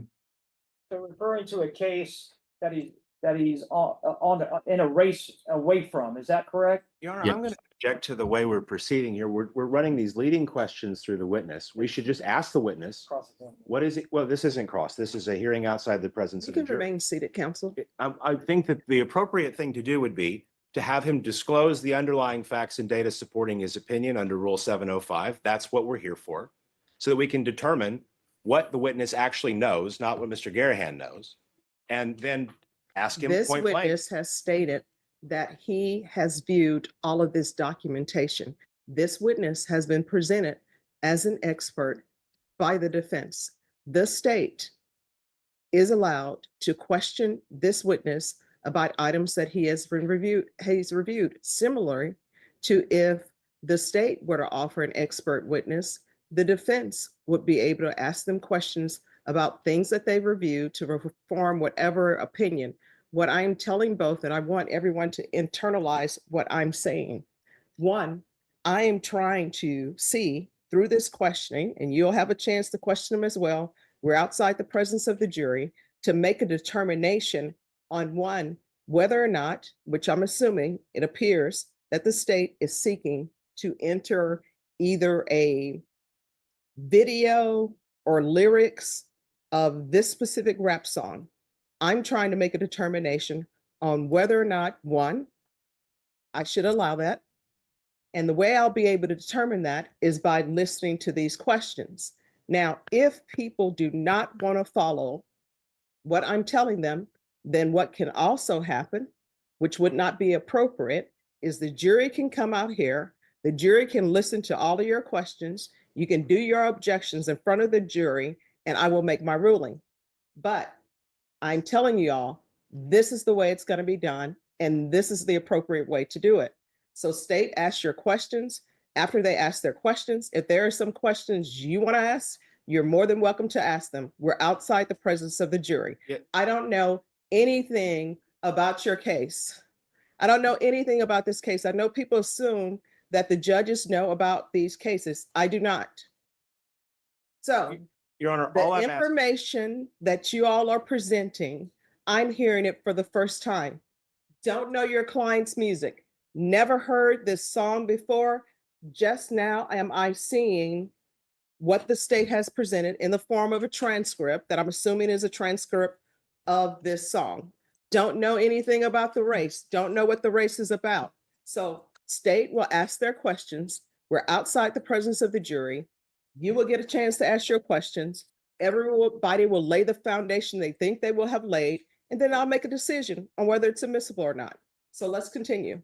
Your Honor, all I want to say is that I understand what the court is saying, and I understand that that's how this will proceed. And all I want to do is make sure that my objection has been articulated, because I've been trying to Everybody's say gonna it have a now. chance to articulate their objection. I don't know what your objection is going to be because I don't know what the state is offering. So if we will just, everyone, just proceed this way so I can figure out what the state is seeking from this witness. We're outside the presence of the jury. They don't know anything about this. So then after the state asks their questions, you will get allowed to ask your questions, and then everybody will get allowed to make their objections. I will give both parties plenty of time to make their objections. Now, the way it seems that you want to proceed is you want them to make ask a question. You want to make an objection. Ask a question, make an objection. Telling them they don't have the foundation. Fine, we can do that in front of the jury. That is not how I'm asking to proceed. I just want to explain why I am objecting to the initial decision to conduct the hearing. All right, But well, I can do that at the end. all right, I we're just conducting want the it noted hearing. that why we're having the hearing is something I Dave. also want to object to. Proceed. Thank you, Jay. Dr. Fabian, sorry, I sort of lost my train of thought here, but, speaking about this song and also the video, you said you viewed the video portions of it, and then you also listened to the entirety of the song.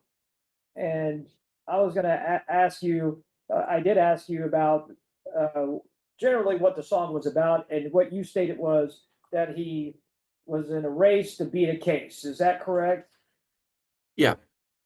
And then there's the lyrics in this song, speak of different things like Smith and Wesson, made my mind with some compassion. Do you remember that phrase? Vaguely. Okay. And then also, things like another phrase, rob a nigga shoes, rob a nigga lace. Do you remember that? No, I know the subject matter of this song, meaning like the idea behind it, Okay. like where he was absconding, violating pretrial, cut his ankle bracelet and was on the run. I mean, I know more about that than the lyrics. And during this song, you realize it was released right before he was caught. Yes, And so it would have been after the murder here in San Antonio and after the murder that happened in Tarrant County. correct. So this song could be speaking of these cases that he's racing away from. Is that correct? Calls for speculation. All right. The court will note that this is an expert witness. All right, you can proceed. That's overruled. I would agree with that comment. And in lieu of, since we don't have this on digital form, Your Honor, the state's position is well, I'll pass the witness at this time. All for right. this hearing. So, yes. Thank you, Your Honor. Dr. Fabian, did we send you either the music, the lyrics, or a video about the song, The Race, the defense? There's a connection issue. Can you repeat? What did the defense provide you with anything related to the video, the music, or the lyrics of The Race? No. You're familiar with this case outside of what we've consulted with you because it's a high-profile case. Is that fair? Yeah, I heard The Race a number of times and I checked it out. So it's something you're aware of independent of the scope of what we've asked you to look into in this case. Is that right? That is correct. And I didn't really talk to your client much about it, actually. In terms of your opinion, I know on direct we discussed creativity as maybe a crutch for lack of proper attachment. You recall that testimony? Yeah, sure. It's a skill set that he has. But apart from the general fact that he's a creative person, did you do anything with the information that he had produced this song? No, I did not. Does it inform your opinion in any way, shape, or form?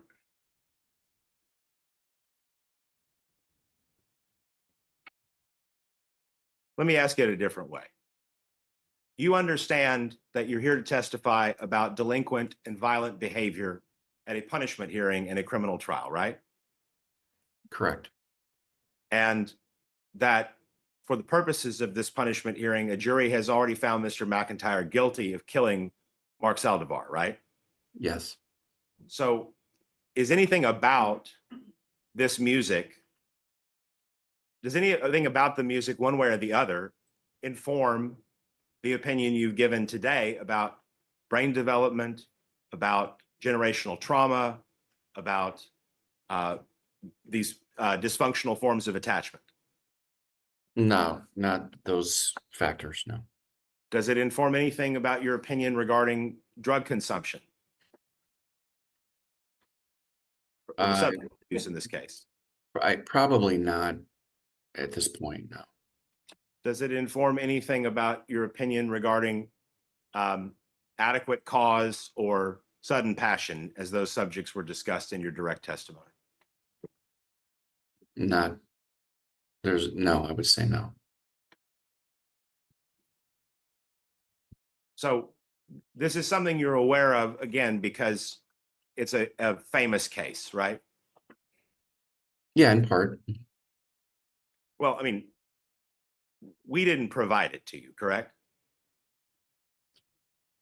No, but in the course of my evaluation, I heard about it and I read about it. So And the prosecutor asked you about the fact that there's wide media coverage about this incident, correct? correct. And so those are the sources that led you to discover this song. Correct. If you were unaware of this song, do you think your opinion would be any different? No, from a mitigating standpoint, I mean, the factors we talked about, his psychiatric diagnoses would be the same. Ask the witness. Yes. Yes, Your Honor. I believe you stated in the course of your evaluation, you became aware of the song and this song in particular and other songs and music of Mr. Taymor McIntyre. Is that correct? Correct. And so you're in the course of your evaluation, you listen to the song, you look up other, for that matter, you stated it earlier in testimony, you looked up other news reports and other avenues that maybe defense counsel didn't offer to you, but you, doing a thorough investigation, did that on your own. Yeah, I would agree. I mean, if you Google this defendant, a lot of information comes up, and I typically do that. So, well, yeah, I mean, I'm not saying it's wrong. I mean, actually, it's right. You're a doctor and you're trying to get a full scope of the individual you're evaluating. Is that correct? Correct. And so getting the full scope of this individual and watching some of his talented music that he is the artist of, I mean, one, you can see in the video, it's in a sense acceptance of his peers. There's other individuals in that video that are gathered around him. Is that right? I think there's some other people in the video. Yeah. And so it'd be fair to say, and what you testified earlier, that one of the factors and some of the factors that you used, maybe not supplied by the defense, but you did an evaluation, and part of that evaluation had some of his music and his occupation, that he was a rapper. Is that correct? Yeah, I mean, that's certainly what I learned. All right. I'll pass the witness, Your Honor. Briefly, Your Honor. Did anything about the song, its lyrics, or the video inform your opinion that you have given today in this case? No, he would have the same diagnoses, that whether I listened to the song or not. If we played the video for you and gave you the lyrics and went line by line through it, do you have any concern that it would alter your opinion in this case?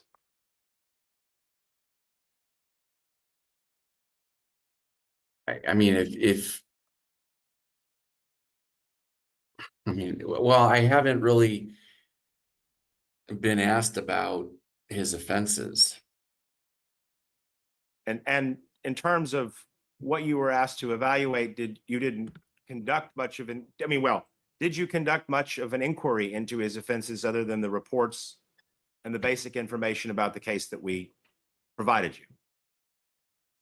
No, I was aware of his charges and I was aware of some of the evidence against him. We did not talk much in detail about, his offense history. That some of that was just, I think, attorney instructions. And so I just didn't focused on that. I investigated more mitigating type circumstances. Whether this crime was committed as a matter of a robbery or this crime was committed as a matter of a rush to anger or this crime was committed because it was a Tuesday, the circumstances of why the crime was committed in any way change or alter your conclusions about Mr. McIntyre, his brain development, and his psychological issues? I would say no. Ask the witness. All right, so the only issue here is whether or not the song that the state wants to question this witness about is whether or not it's more prejudicial than probative. Otherwise, the state is allowed to question the witness about the song. So, does anyone wish to argue whether or not it's more prejudicial than probative? And if you want to argue that it's probative, what is it probative for? If you want to argue that it's more prejudicial than probative, you can make your arguments to the court. Your Honor, our motion limine cites to a recent Court of Criminal Appeals decision in Hart versus State. That's 688 Southwest 3rd, 883, Texas Court of Criminal Appeals. In that case, the court was highly critical of the idea of the prosecution using song lyrics or music that glorifies criminal behavior as evidence. Now, obviously, perhaps a distinction can be made between its use in a guilt innocence phase and its guilt and a punishment phase, but I don't think so, because the problem is that the state may have a different use for it in punishment than they would in guilt innocence, but the implications that its use has are the exact same. They want to demonstrate that the defendant is someone who has glorified criminal behavior, who has himself implied that he is engaged in serious criminal acts. So are you saying it's probative of nothing? It's probative of nothing. All right, state, what are you saying is probative of? It's probative and indicative that even the doctor just stated that it talks about running away from a case. And it even depicted on there that the cases were just previous in 2016. And this is just months after he committed the murder here in San Antonio, Judge. So he released it after that. Doctor testified to that. And so it's the words of the defendant himself stating he's racing away from a case that he can't beat, and also shooting the person in the face. All right, so here's the court's next question.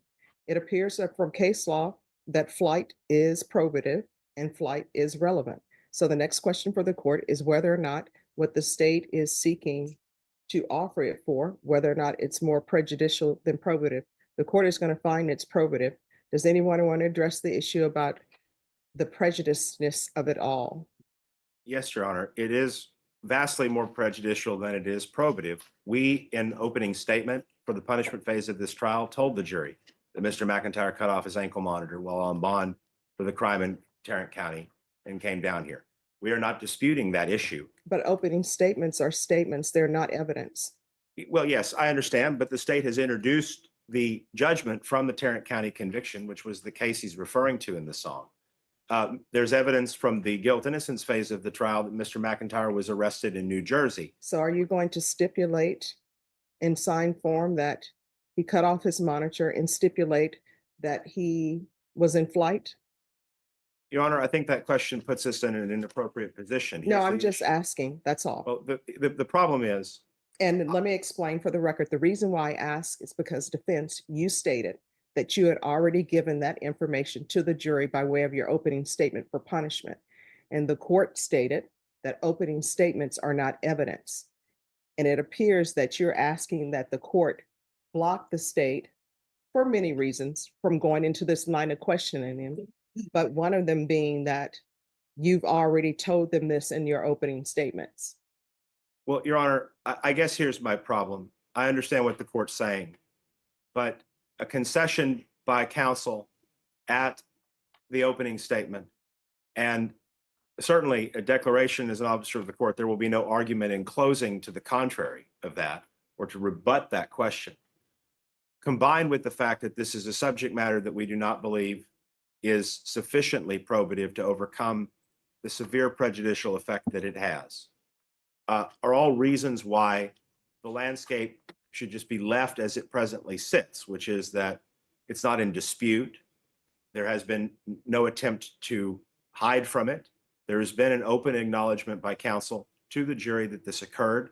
The state has provided evidence in the form of a verified, certified judgment that the crime that I referenced in my opening statement did occur and that Mr. McIntyre was convicted of it. But then to ask that we have to make a decision about whether to tender a stipulation to that fact, which requires Mr. McIntyre's express consent in order to avoid the admission of something that we believe No, should not be and let me admitted. just tell you, I'm not asking y'all to do anything to avoid anything. The only reason why I brought up the stipulation is because counsel, you stated that in opening statements, you had already informed this jury that your client removed his leg monitor. And my response was, and I think correctly, opening statements are not evidence. It's just what people expect the evidence to show. So The for fact this that the- part of the hearing, for this punishment part, there's been no evidence submitted that he cut off his monitor. I expected the state to put on evidence from people with firsthand personal knowledge of it to establish that fact. That's why I made that remark in my opening statement. I certainly did not expect that we would make an attempt to backdoor the information through Dr. Fabian and through a popular music song instead of the state calling a live witness that would be subject to confrontation and so forth, because there are a lot of circumstances that surround this question. So I think that that's the problem we're in, is that we're doing something with Rule 705 that it was never designed to do for a purpose that is already not in dispute by the parties, and that the state had ample opportunity to produce that evidence of, and we would have had no right to object to that direct evidence. It is, of course, the subject matter is relevant, but we do have a right to object to the song in lieu of that. It is a artistic work. There will be no evidence, and the state cannot produce anything other than a naked insinuation that what Mr. McIntyre wrote in this song is the truth. The fact that there are references to things that the state will claim are relevant is beside the point. There are plenty of songs that people think are about them that are not about them, no matter how much they think that the lyrics match their own factual circumstances. And people oftentimes fictionalize what they write in their music from some kernel of true experience. There's no way for us to gauge that one way or the other, except if Mr. McIntyre wishes to take the stand and explain his lyrics to the jury, which he shouldn't have to do because of his Fifth Amendment privilege. So overarchingly, there is a lot to be lost by admitting this song in terms of a fair trial for Mr. McIntyre, in terms of the prejudicial effect it will cause on the jury's imagination. There's nothing to be meaningfully gained. It's not a matter in contested dispute. There is no danger that the state will have to deal with me saying the opposite in closing statement. And this witness is not the right witness to get this information from. It's not part of the underlying facts and data that form his opinion. It's not something that could ever be reasonably asked to inform his opinion. I mean, the fact that this is just something that is a part of this person's musical body of artistic work doesn't say anything about his mental condition, about his life prior to the events that gave rise to this case, nothing. All right, okay, all right, thank you. So the court is going to find that it's more probative than prejudicial. The only question now is what form you're allowed to ask the doctor questions about the lyrics. Well, and I would also just object before we get into that to the predicate of this being the sponsoring witness for it. All right, so you're allowed to ask this witness question about the lyrics. I don't think it would be appropriate at this time to play a video. So you are allowed to ask the witness questions about the lyrics. And the court is finding that it's more probative than prejudicial. And the court is finding that the witness stated that he did review that song in his music. All right, anything else before I bring the jury back in? Does anyone need a quick break? If you need it, now is the time, because otherwise I'm going to bring the jurors back in. I think we're ready to proceed, Your Honor. All right, let's bring the jurors in.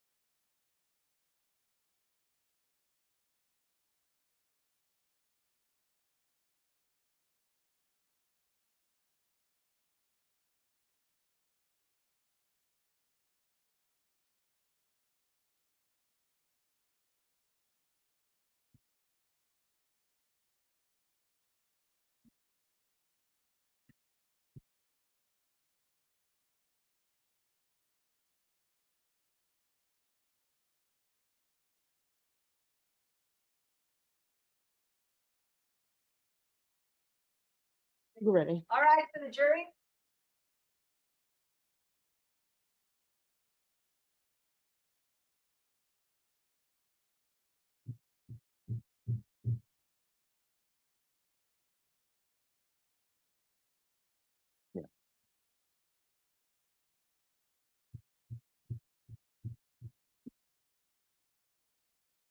All right, everyone, please be seated. State you may proceed. Thank you. Dr. Fabian, previously I was asking you about, Taymor McIntyre's music. Do you recall that? Yes, And in particular, you evaluated this individual, by defense asked you to evaluate him. Is that correct? yes, And when you evaluated him, you reviewed some of his music, particularly a song called "The Race." yeah, I listened to, I would say, and watched some of the video. I've an understanding of the premise of the song. Well, can you tell the jury what the premise of the song is? Objection 705, 801, 802, 803. That'll be overruled. That he was on bond for a murder charge, and he was on house arrest, and I think cut his ankle bracelet and went on the run, absconded, and then getting traveled around the country.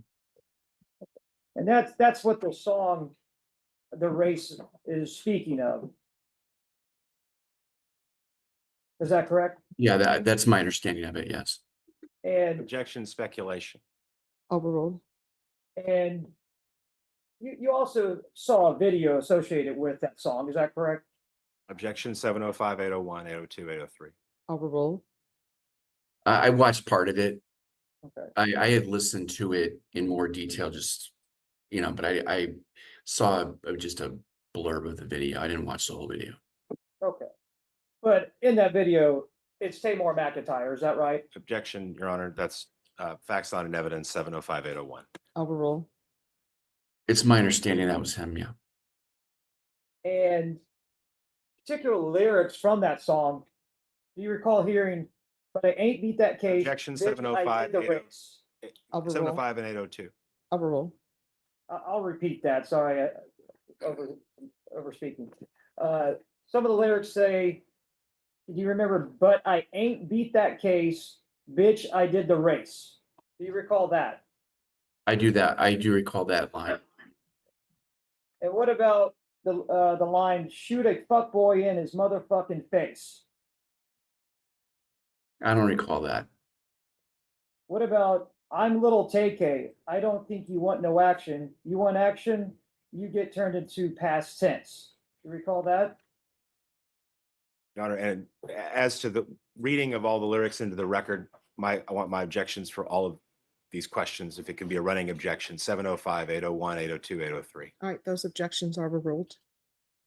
And Dr. Fabian, I'll repeat that. That's what I said. It says, and again, I'm not gonna read all the lyrics that are associated with the song. I'm just gonna read portions of it. It says, "I'm little Tay K, I don't think you want no action. You want action, you get turned into past tense." Do you recall that? And I'm sorry, Your Honor, I wasn't clear. Is the court granting me a running objection Yeah, I'm, your objections, you're making them.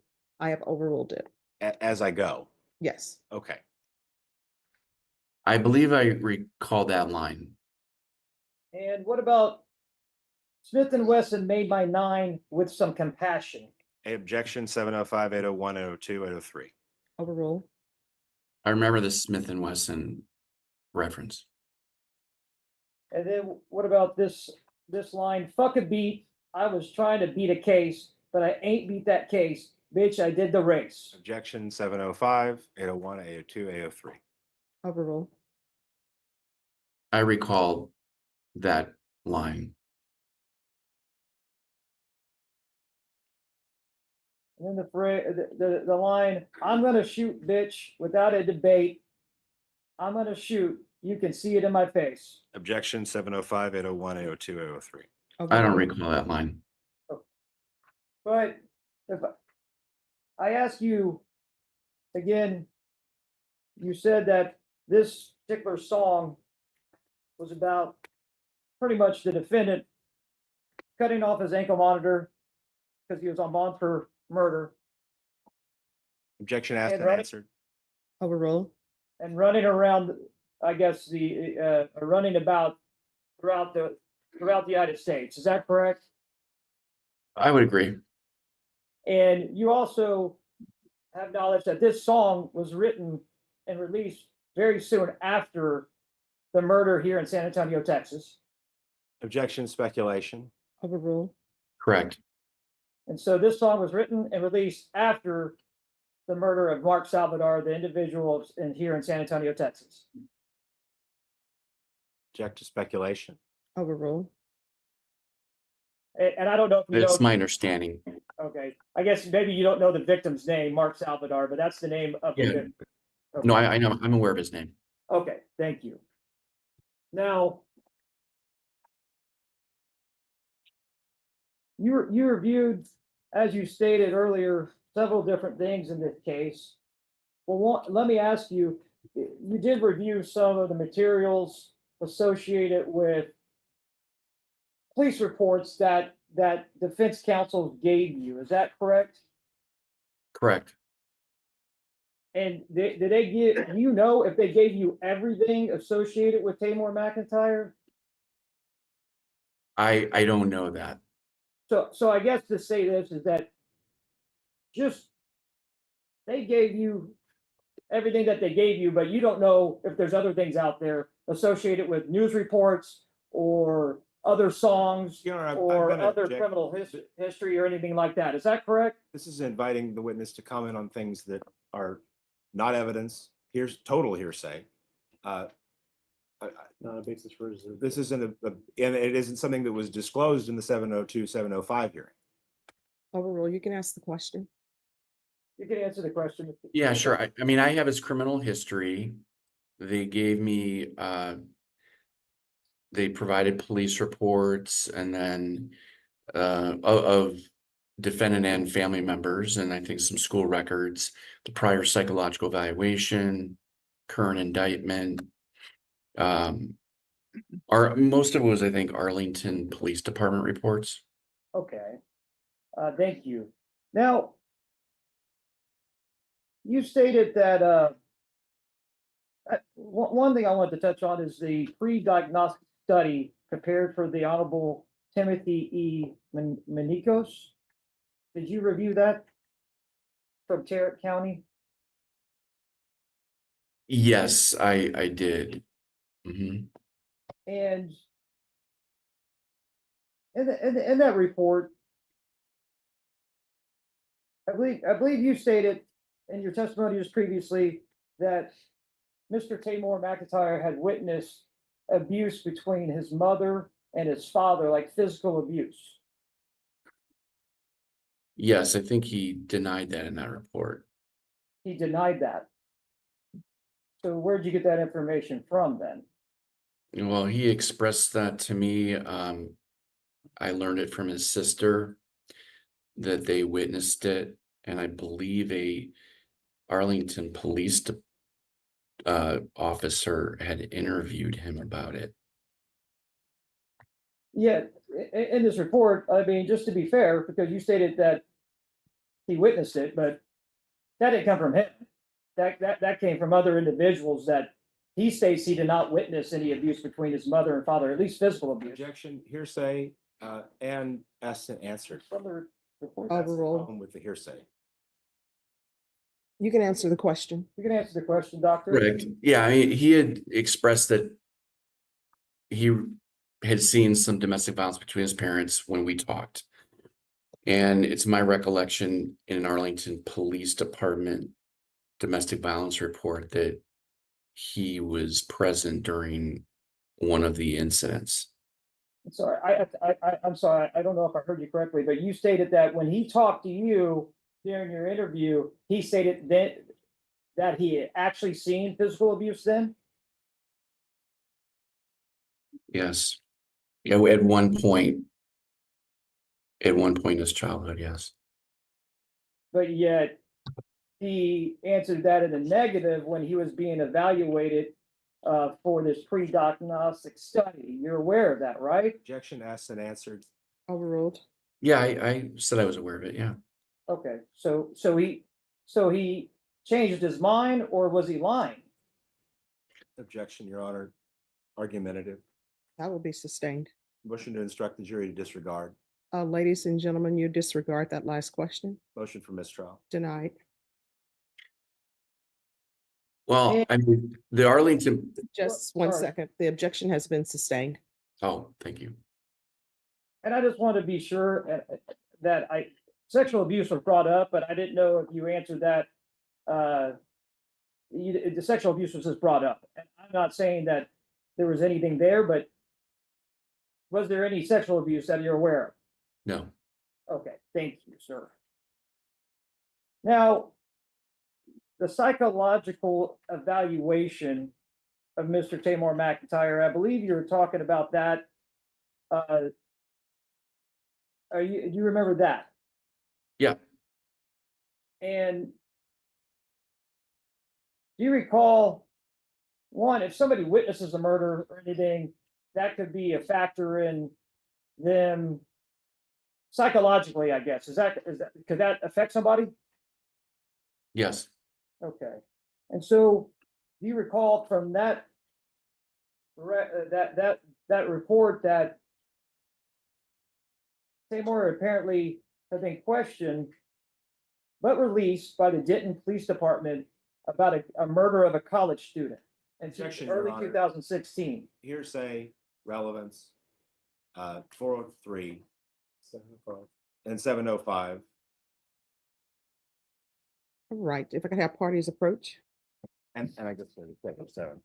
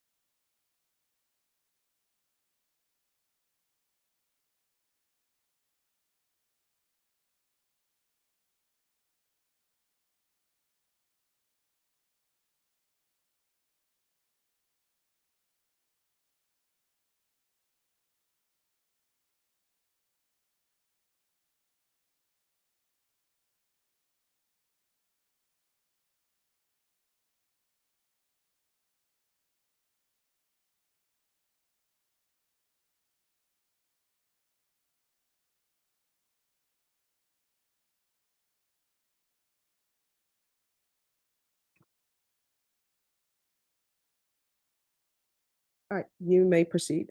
Thank you, Your Honor. You're aware that he was questioned by Denton Police Department and released about a murder of a college student in early 2016. yes, And And Did you parties talk- approach, just one second.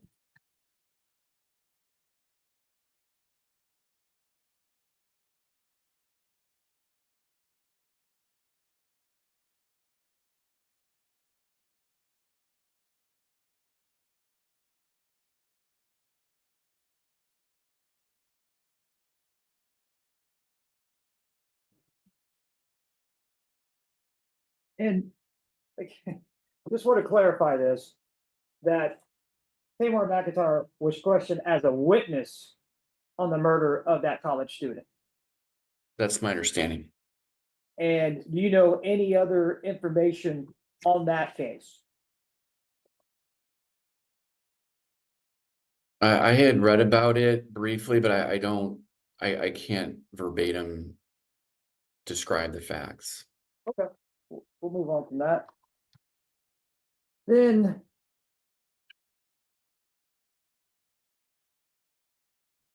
as you stated, that you did review some police reports from Arlington Police Department.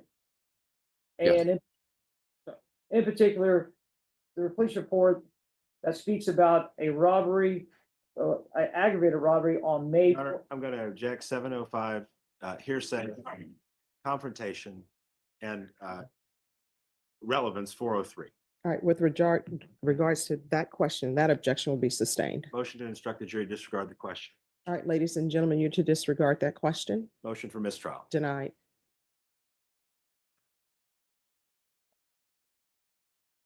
Now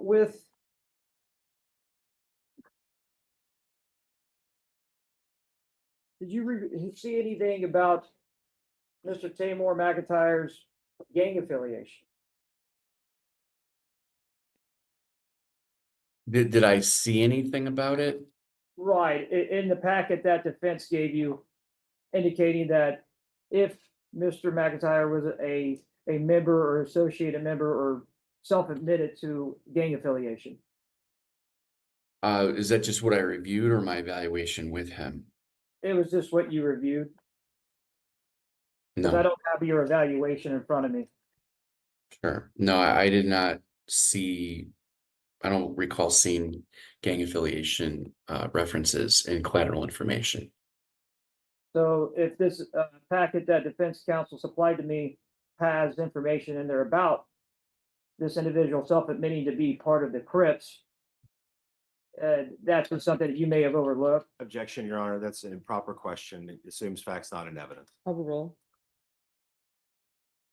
No, he and I already talked about his gang involvement, so I knew that separately. Speaking of the gang involvement, so what did the individual say about his gang involvement? Well, he acknowledged that his family was heavily involved in the Crips in Long Beach, that faction, and that he was also involved. He had a bunch of family members, his mother, uncles that were involved in the Crips Long Beach gang faction. So I think that was a big part of his involvement.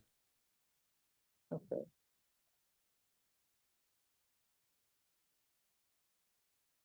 Now you.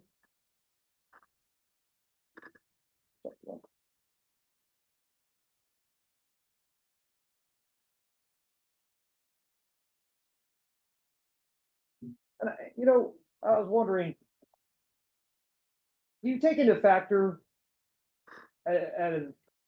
what factors do you take into consideration of whether this person, Taymor McIntyre, has one, at this age, a fully developed brain? How do you determine that? Good question. I mean, when we're looking at studies, functional and structural MRI studies of the brain with adolescents, we know based on the research that their brains are still developing. So that's based on group data. Now, we don't have brain scans of him at age 16 or currently. At his age now, his brain would be, I would say, right at that edge of development, age 24.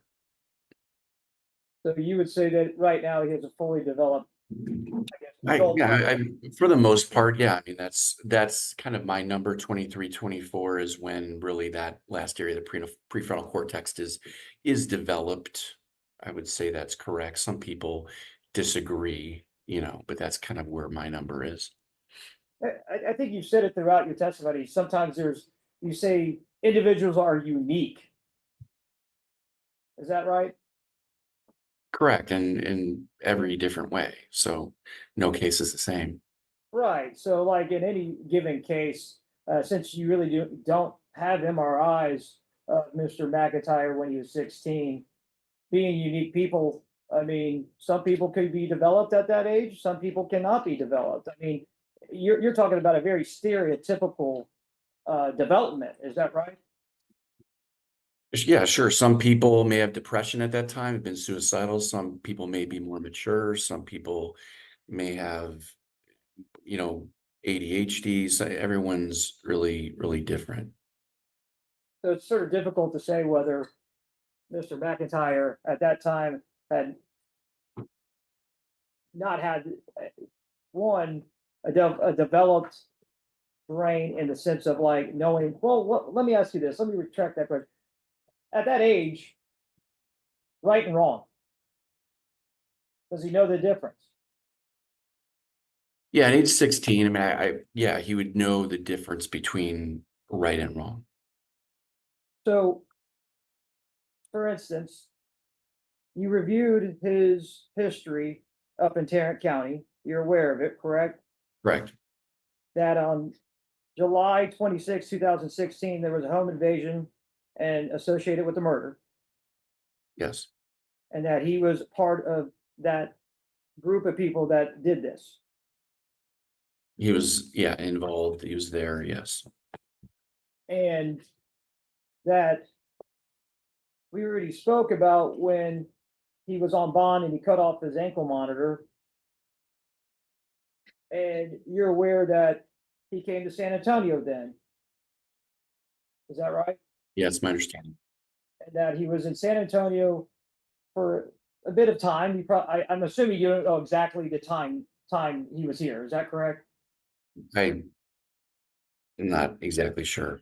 Okay. And then he committed the murder of Mark Salvador in April of 2017. You recall that, Yes. right? Yeah, he was around, I think he was in the area, obviously, around then.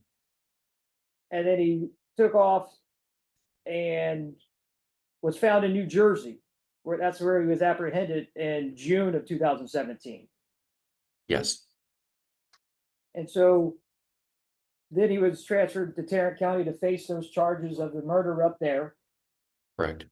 And subsequently, in 2019, he was convicted of that murder up there. Your Honor, we're getting kind of far afield and I'm going to object to relevance to this witness. Relevance. Your Honor, I'm just going over the timeline because he said he reviewed this. I just want to make sure he reviewed it because, one, I believe in testimony earlier, some of the material that I have was not supplied to him. And I just want to make sure. I'm going to object to the speaking objection, Your Honor. All right, the implication objection being- to the question is overruled. You can ask your question. Okay. So you're aware then in 2019, he was convicted of that murder up there. And then also was convicted of an aggravated robbery up there. Do you recall that? Yes. And then that's when he was transferred down to San Antonio, Bear County to face the issues here. Is that right? Correct. And then you stated that you interviewed him, I believe, April, I want to say April of 2025. Is that right? Yes. So this month you interviewed him, Yes. and everything that you just testified to is based on that interview that happened this month. Yeah. Whatever yeah, my evaluation was based on an interview that and information you provided to me this month. We'll pass the witness, Your Honor. Defense. Doctor, you were asked about the differences and the uniqueness of each individual person. Do you recall the prosecutor asking you about that? Yes. And he was asking about the possibility about brain development being more advanced than what you've testified to as sort of the norm for a 16-year-old. Do you recall that question? Yes. Do you know of any studies that have found 16-year-olds that have fully developed brains like a 24, 25-year-old person? Not offhand. I can't reference one. I'm familiar with the imaging studies on adolescent brains and more involved with the prefrontal cortex area. It is not something, would you feel unable to properly assess forensically the questions we've talked about today without an MRI to determine whether someone's brain was more advanced? Well, no, but obviously if we did a brain MRI this week, it would not be when he was age 16. So I think things would be quite a bit different in his development, in the developmental years, neurodevelopmental years. what I'm asking is, would it be, is it outside of the practice norms for someone in your field to base your conclusions upon the generalized data of how most 16-year-old brains develop? No, You were asked about these song lyrics. Did that play any role in your evaluation of Mr. McIntyre or about the situation that he faces?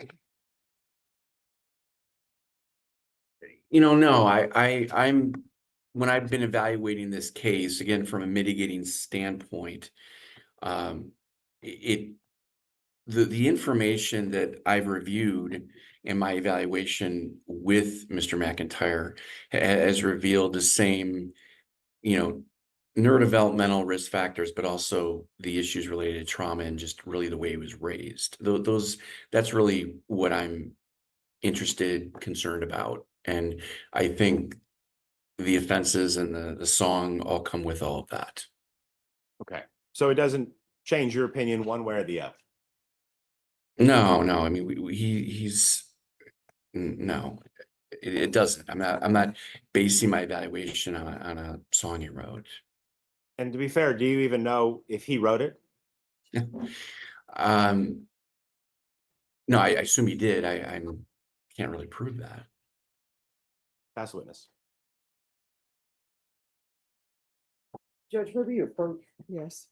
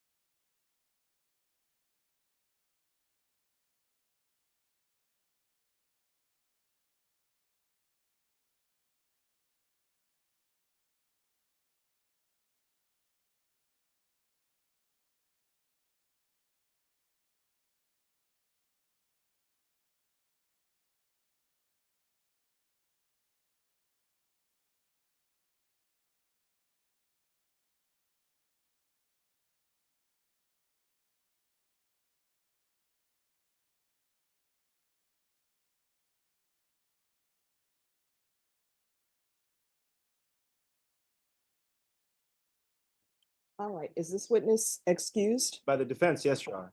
Excused? By the state, yes, Your All Honor. right, the rule has been invoked. I know you know what that means.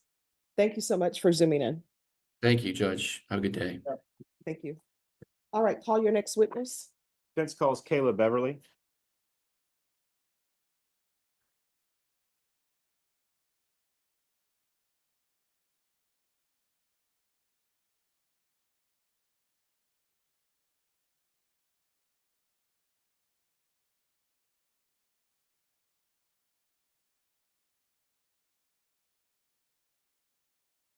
Does anyone need a break before this witness?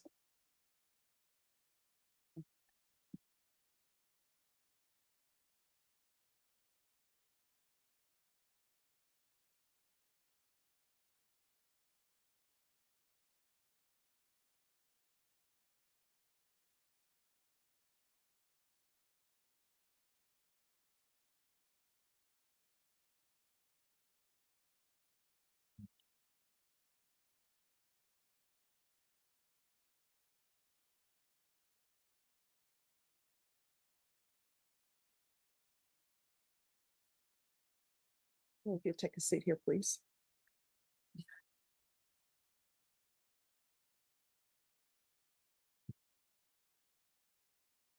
You can have a seat.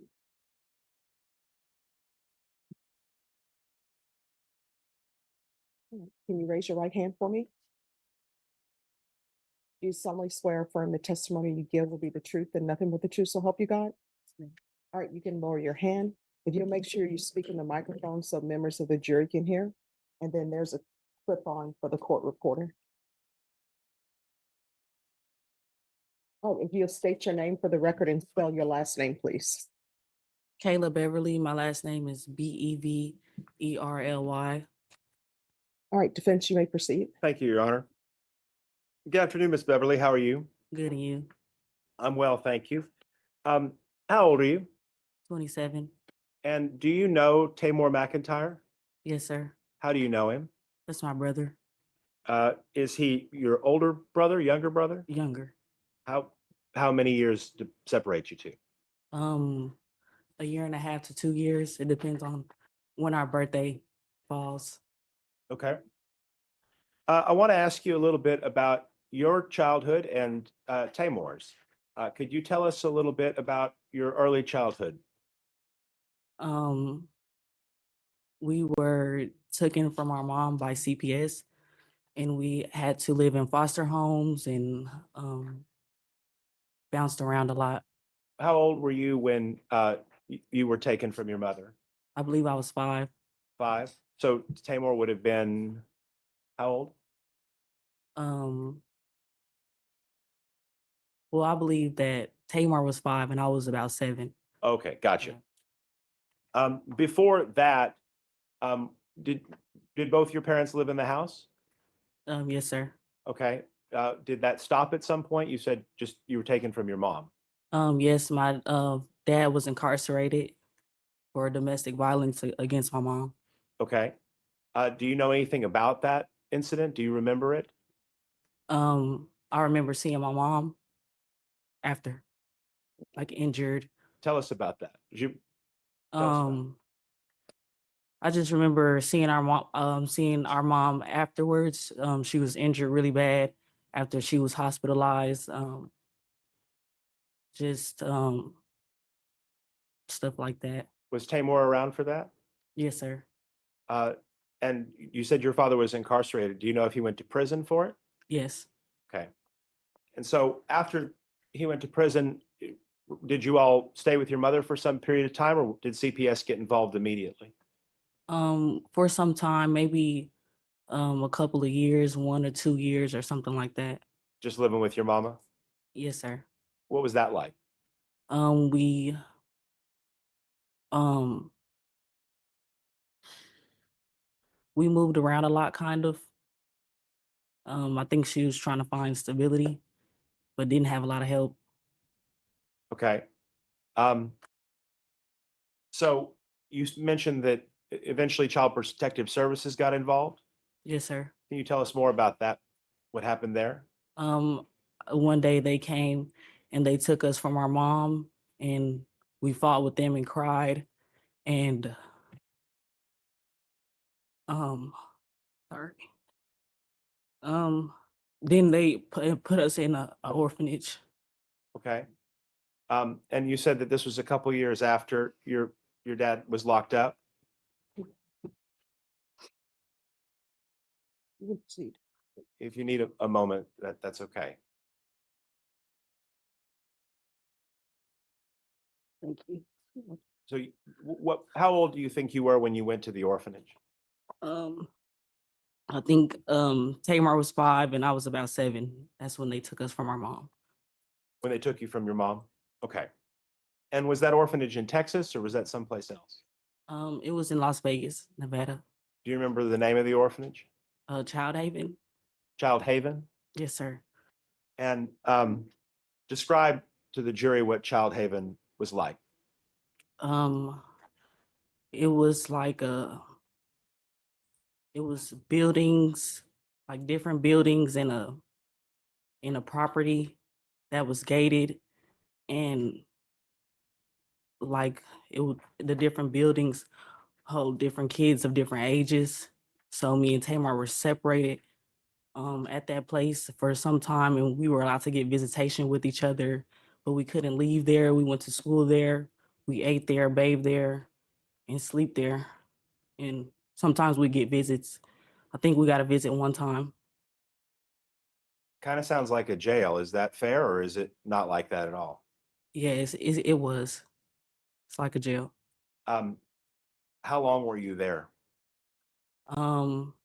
As a kid, I didn't understand time, so it felt like a year, but it might have been like 6 months or something like that, close to a year. You're not really sure, but No, I'm not that's what it sure. felt like, I guess. Yeah, it felt like a year. Um, what happened to get you out of the orphanage? Um, they placed us in a foster home. They found a foster home for us Where was that? in Las Vegas, Nevada, in a neighborhood, low income neighborhood. And you and Taymor were placed together in the same home? Yes, sir. Can you tell us a little bit about what it was like living in the foster home? Um, we weren't happy, so it was sad. We just wanted to go home. Did you have any contact with your parents? No, Did you know what had happened to your parents? no, it was times we didn't even know if our mom was still living. How long were you living with that foster? Was it a family or was it a single person? Do you know? It was I believe she was married and eventually her husband passed away. But it was a married woman. And what was daily life like with her? Um, if it was during the year, then we go to school and we come back after school. If no extracurricular activities, and if it wasn't during the year, then we have to be in her home at all times, not allowed to ever leave. You couldn't leave her property? No, Taymor too, or just you? neither one of us, Taymor either. What happened if you tried to argue with her about that? She didn't allow it, and we were young, so we didn't, we just did. Do you feel like you were provided for there? Um, Provided for because we ate every day and had a place to stay. So yeah, What about your emotional needs? no, not at all. How long were you with this woman and her husband before he died? Um, I believe that we were with her for up to 2 years at the most at one point, and then we got transferred somewhere else and sent back to her again. So over the years, we were with her 2 times at the length of time that we were in foster care. So you were transferred from her care to another foster home or transferred back to the orphanage, or how'd that happen? We were transferred to our grandfather family. Okay, tell me about your grandfather. He's a retired veteran. I don't know his age, but he took good care of us, and he's a good man. What's his name? Russell Hardy And where does he live? in Waco, Texas. Okay, and that's where you all went to stay after you left Las Vegas? Yes, sir. And Taymor came with you, I guess? Yes, sir. Tell us a little bit about what life was like living in Waco. We were allowed to be kids, and we were happy for the time span that we were out there. We were happier than we ever been as a kid in foster care or any of that stuff. How did Taymor take it living with your grandfather? He took it better. He started to get better grades and things like that. My grandpa was more involved in his school with his teachers and stuff like that. So eventually he did start to be better, do better and be happier, like a happier kid, and more um extracurricular activities and just be a kid. And about how long did this period of time last where you lived in Waco? Um maybe a year or so. What happened after that? They took us from our grandfather's care and sent us back to Las Vegas to Child Haven. When you say they, who was they? CPS. Child Protective Services? Yes.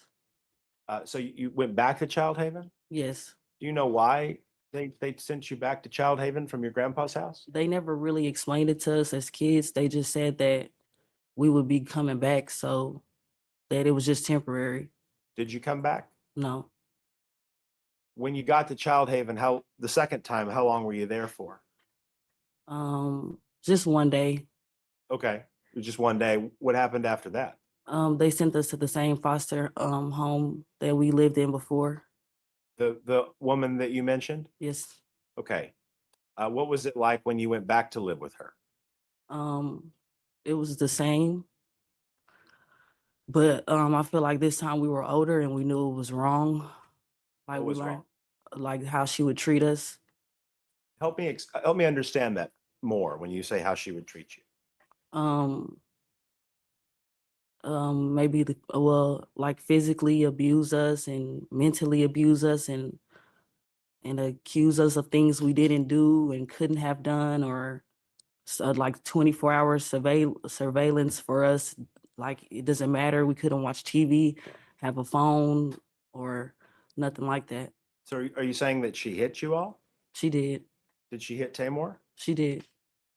When you talk about mentally abusing you, I mean, you talked about not being able to leave. Is that what you mean, or do you mean something else? um I mean, just overall, because we were young and we were kids, so it was like a weird feeling with her because we wanted her to love us, but she was always disappointed at us, and we would get accused for things that we didn't even do. So it was just like I feel like that was like mental abuse, because it was like we just wanted to earn her love, like be really respectful to her and not do anything wrong, but we would still end up in trouble.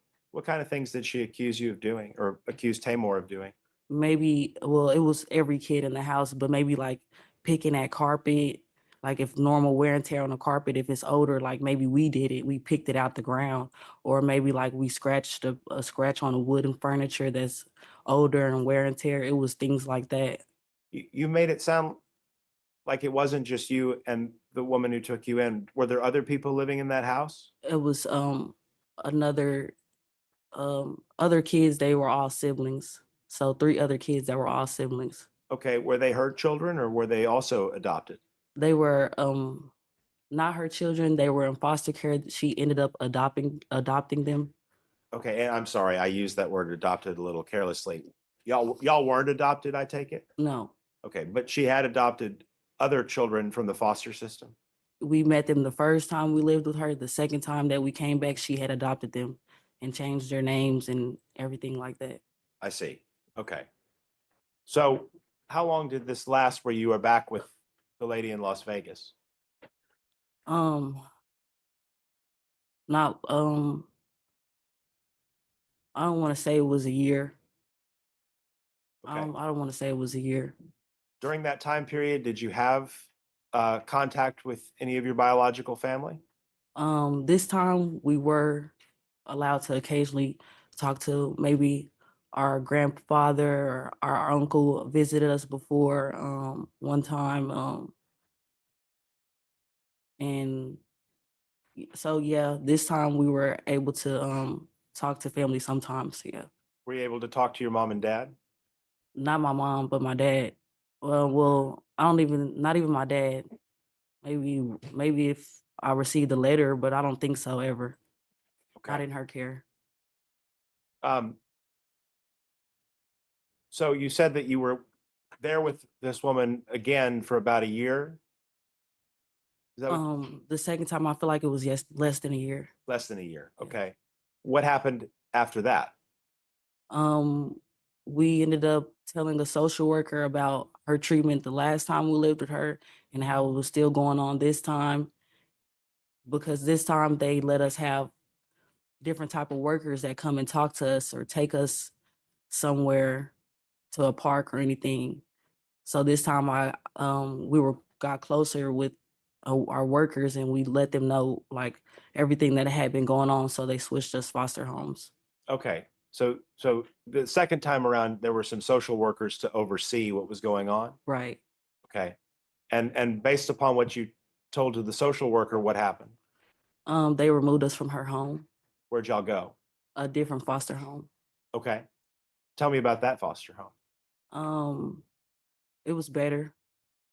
We lived there until we were not in foster care anymore, Where was that other foster home? in Las Vegas, Nevada. Okay. And do you all have any connection to Las Vegas, Nevada, besides that they took you to Child Haven and that's where you got put into the foster system? No, Okay. No relatives, no distant relatives? no. Okay. So you said that you lived with the second foster family until you were taken out of the foster system. What happened there to get you out of the foster system? Our dad got out of prison and we were released into his care And where was your dad living when he was released from prison? in Arlington, Texas. Okay, so that's where y'all went?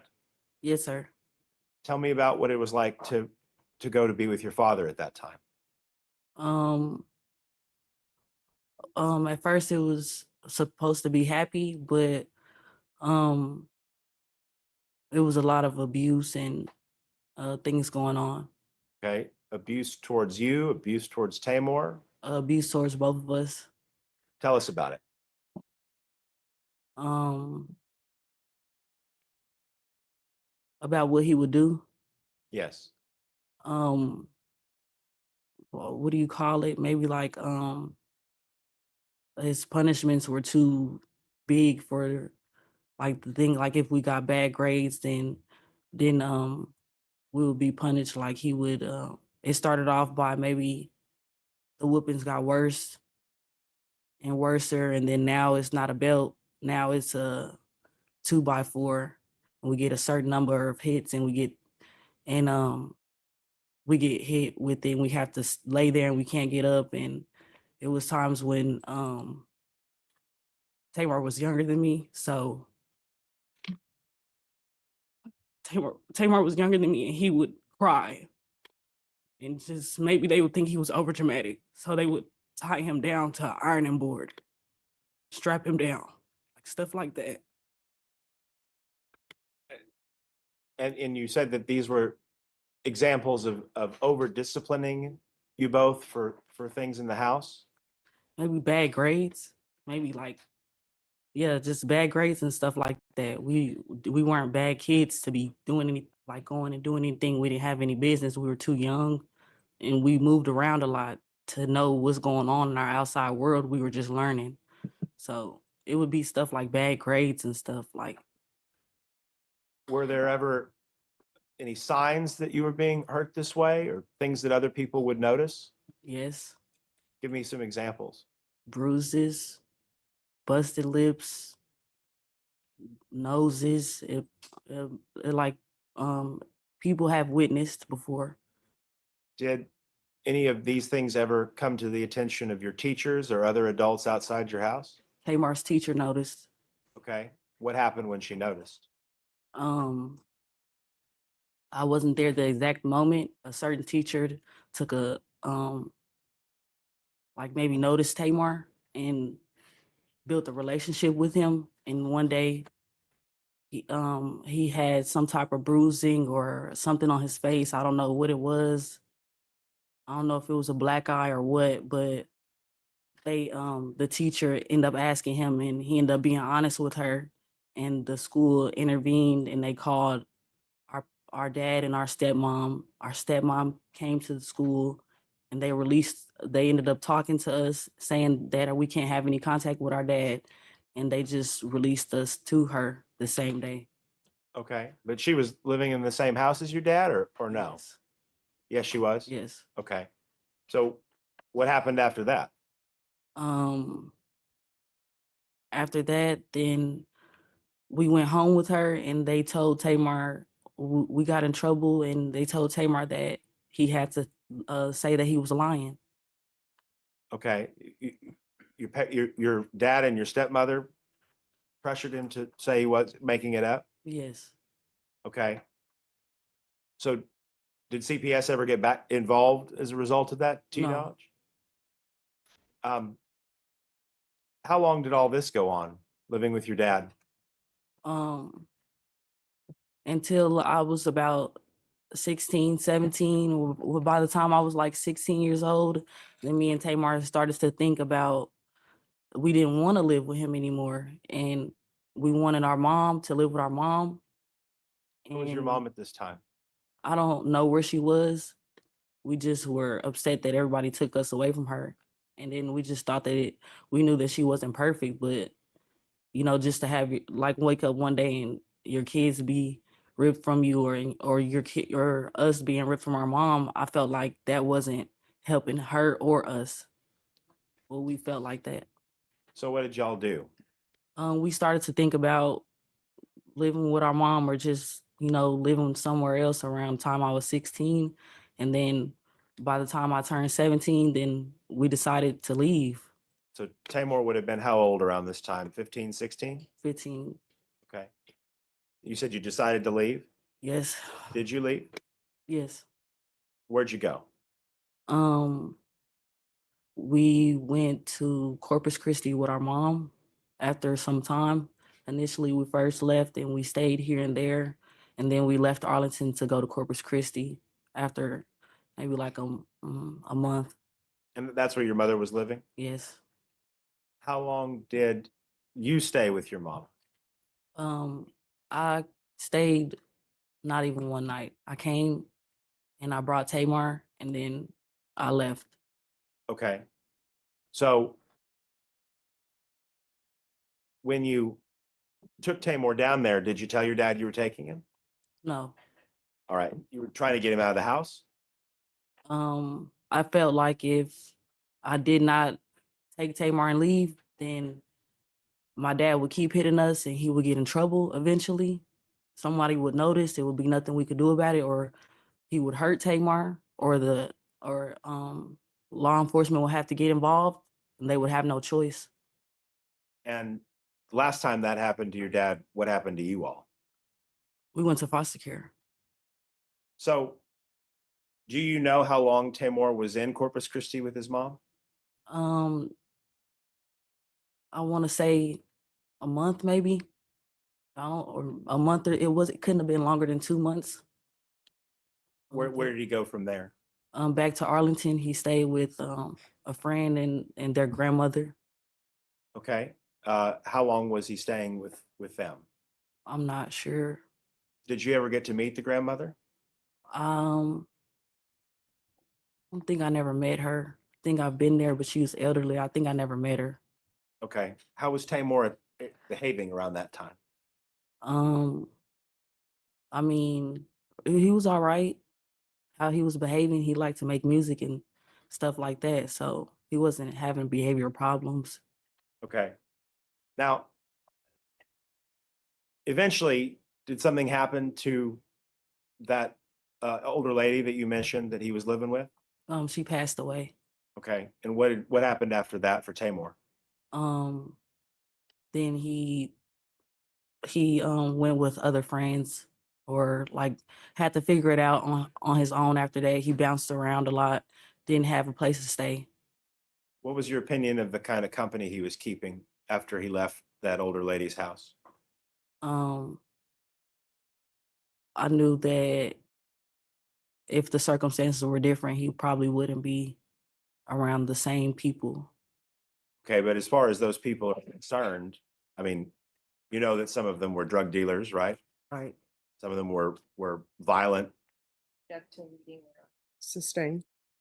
What sorts of things were the people he was hanging around with like, or what were they doing? I didn't hang around them. I didn't like them. They didn't like me. So I didn't I knew that I didn't like the way they treated him sometimes or like whatever was going on. How'd they And, treat him? Just not those aren't your friends. I could just boil down to you can just tell some people aren't really your friends or want better for you. Well, are you saying they took advantage of him, or are you saying that they were a bad influence, or how do you I mean? feel like so because he was only 15 years old. And it's a bunch of grown people who are not who are just, So were these people older than Taymor? yes, Was it fair to say he was the youngest of that group of people? yes, And were these the types of people he was hanging around when he got arrested in Fort Worth? yes. Now, as far as the case in Fort Worth is concerned, are you a witness to any of the facts of that case? I mean, were you there for the case? I was in trial. You watched the trial? Yes. Okay. Do you know what they're accusing him of doing specifically was? Um, they I know that he did not even have a weapon of any sorts. and he didn't harm anybody. And I know that he was 15 years old and pretty much, And you got to watch the trial unfold. yes.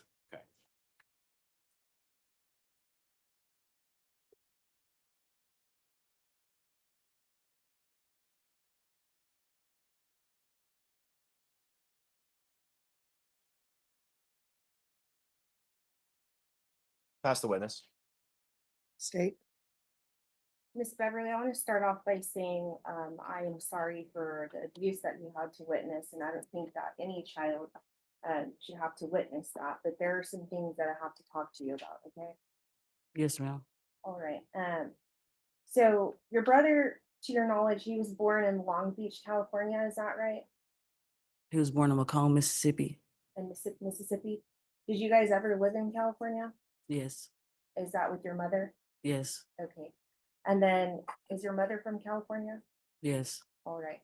Now, as far as how you guys ended up in Las Vegas, is that because you moved there with your mother? Yes. Okay, and as a result of that, you guys ended up in the foster system in Las Vegas, correct? Yes. Okay. Now, I know you stated that your brother's about 2 years younger than you, is that correct? Yes, ma'am.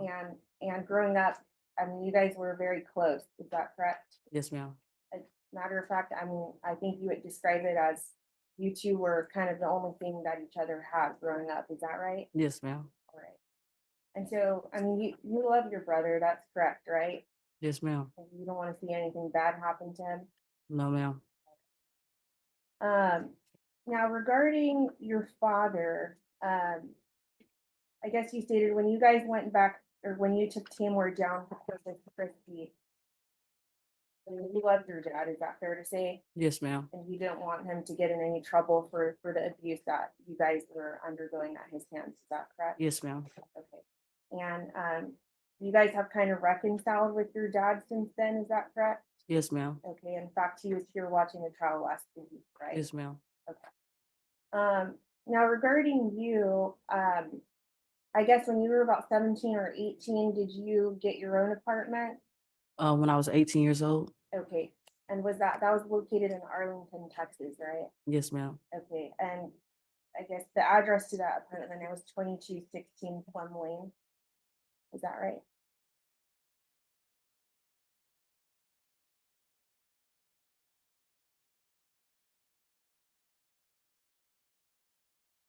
Complex was Sutter Creek. Sutter Creek. Okay. And regarding, I guess I'm gonna show you something.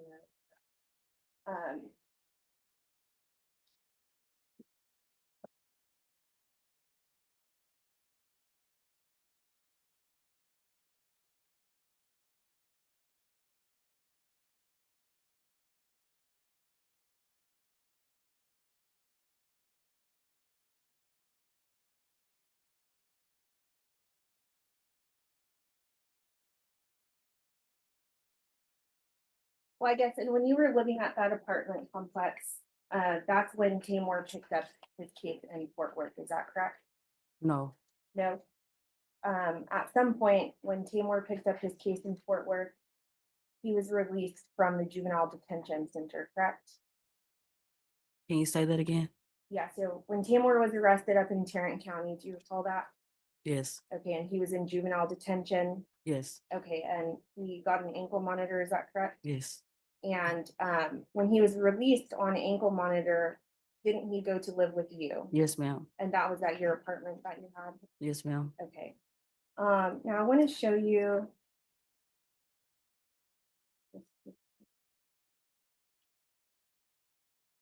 Is that your brother I've depicted on the screen?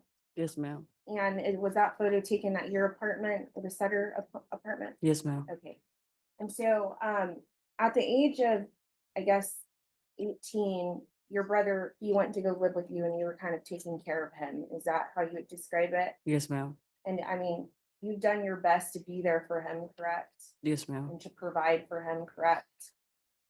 Yes, ma'am. And you allowed him to live with you, right?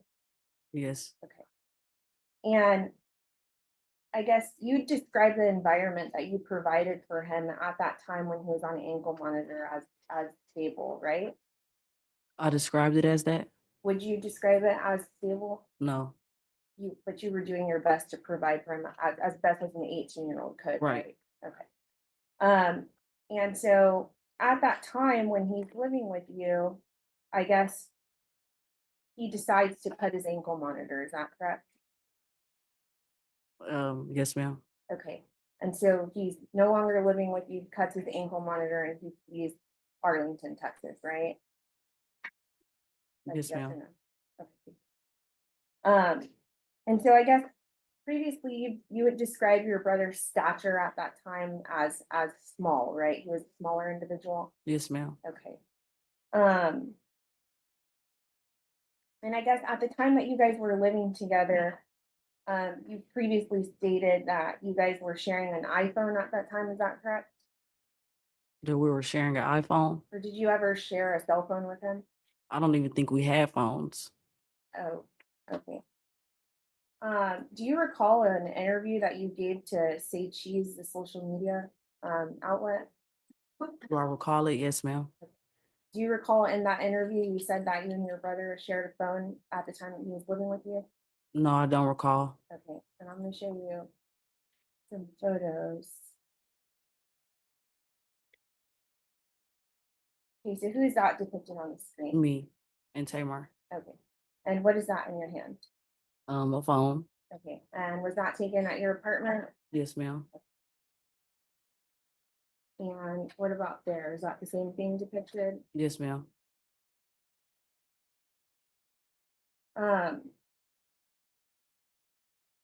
Now, regarding the Fort Worth case, you said that you watched the trial up there, is that right?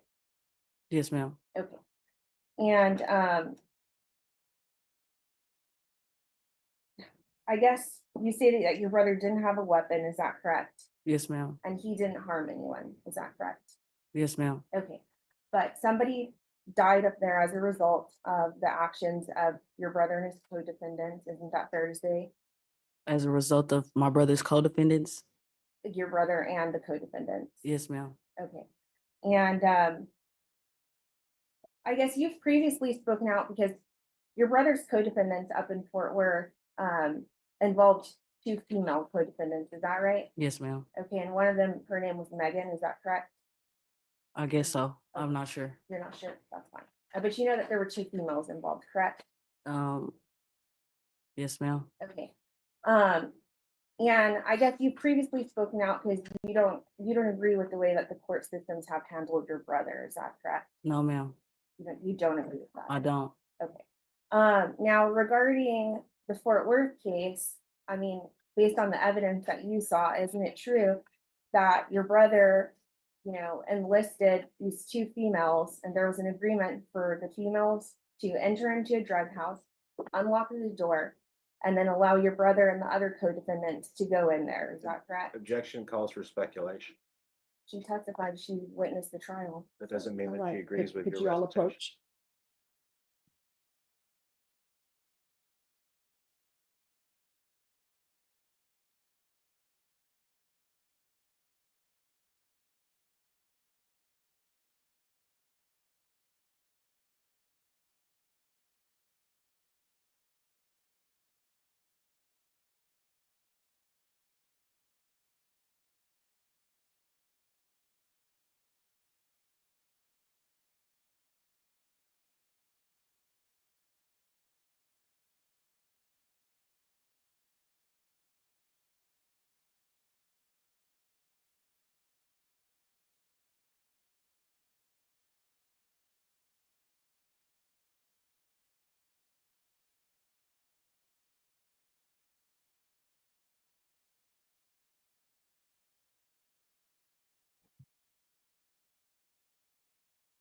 Right, you may proceed.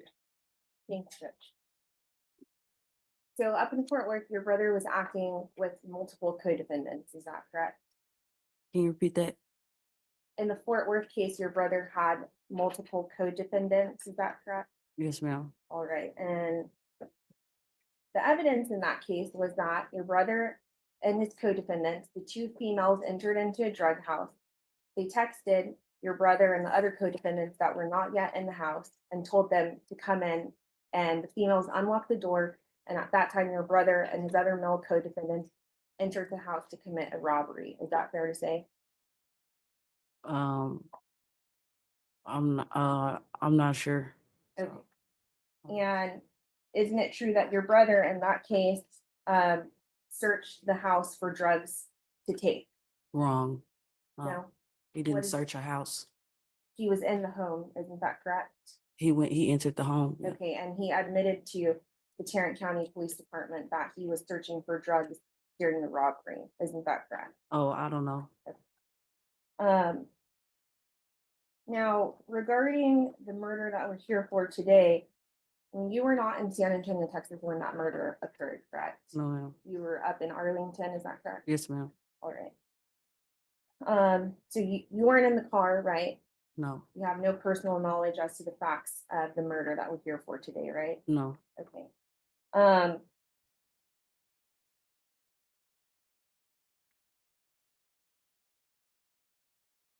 Now, I guess earlier you kind of said something that your brother likes to make music.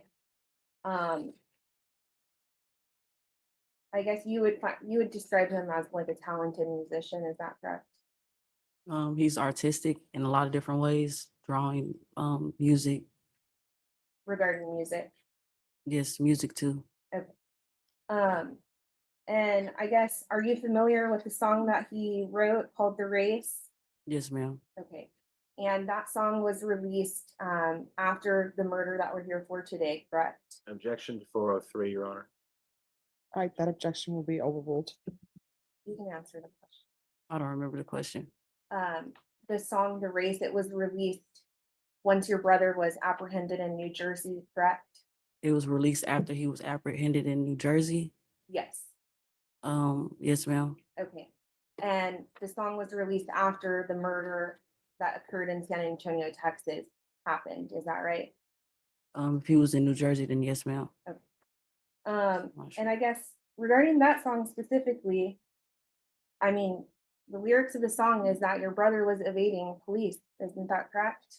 Is that the lyrics of the song? Yes. I'm not sure.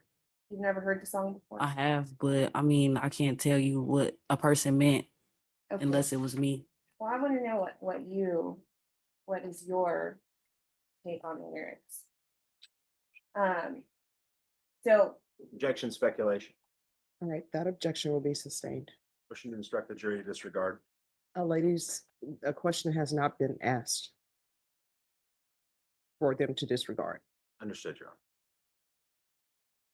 and I guess at the time when your brother was in New Jersey, you're aware that he was posing in front of his wanted poster and taking pictures in front of his wanted poster, right? I don't even think it was a wanted a poster, so I'm not sure Speculation about that. as well, Your Honor.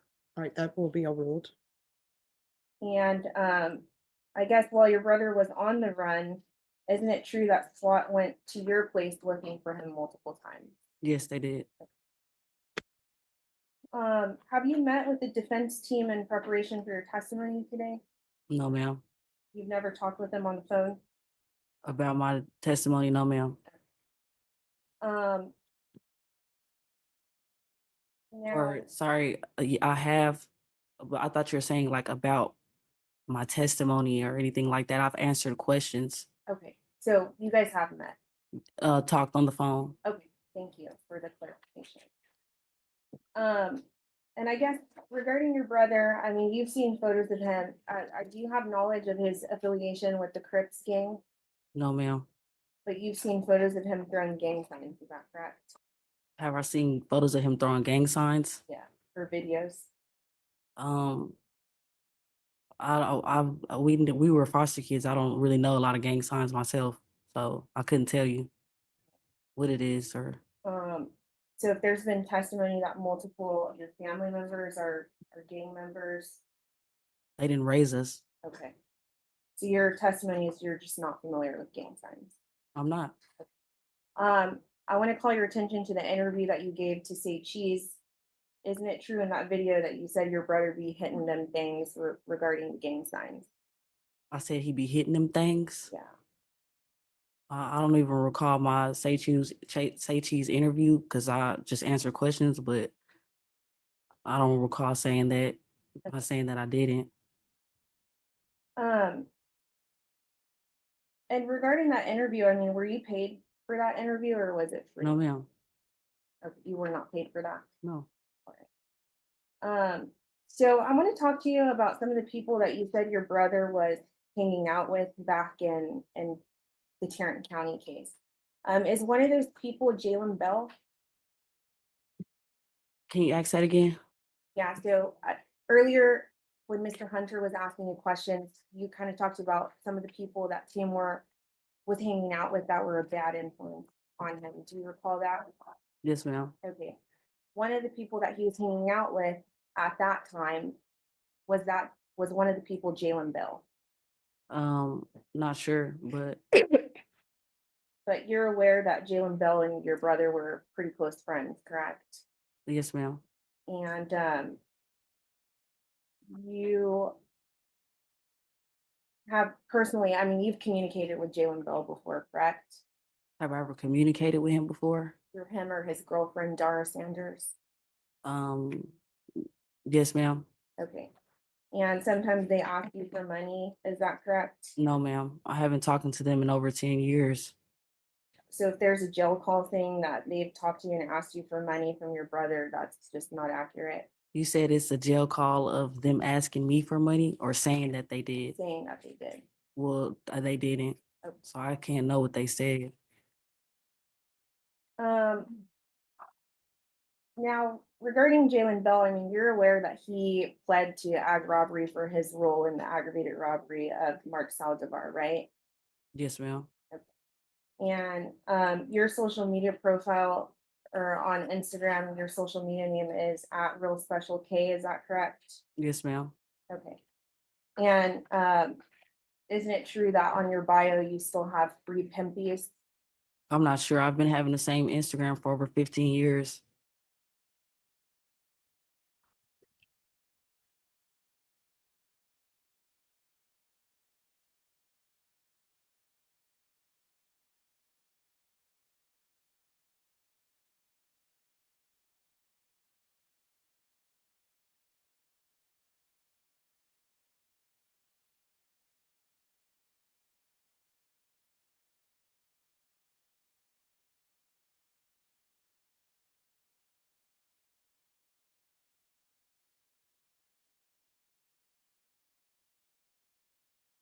Do you give it P5? Do you recognize what that is?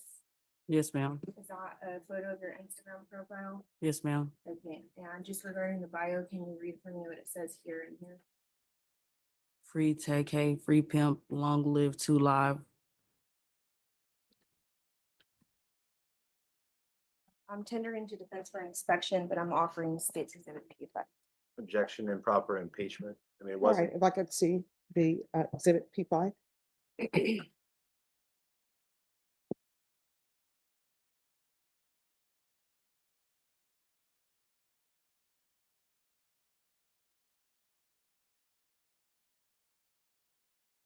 Parties want to approach?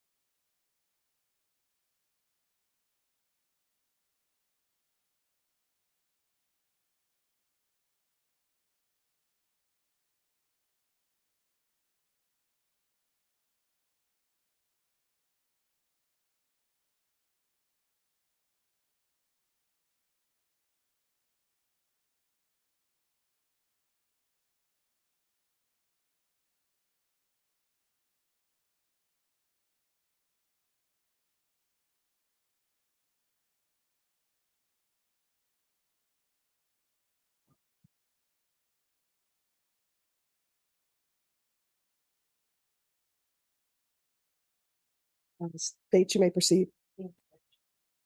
So regarding your social media profile, I mean, on your bio, you have free Tay K and free pimp, is that correct?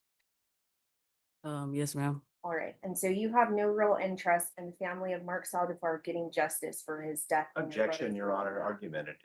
Sustained. Motion to I've been instruct the having the jury to same disregard. Excuse me. Oh, sorry. So, when either party makes an objection, just stop speaking and I'll make a ruling on it. If you don't understand my ruling and whether or not you're supposed to continue to speak or not, just ask me. Okay. All right, the objection is sustained. Motion to disregard. All right, ladies and gentlemen, you're to disregard the last question. Motion for mistrial. Denied. As state, you may proceed. Thank you.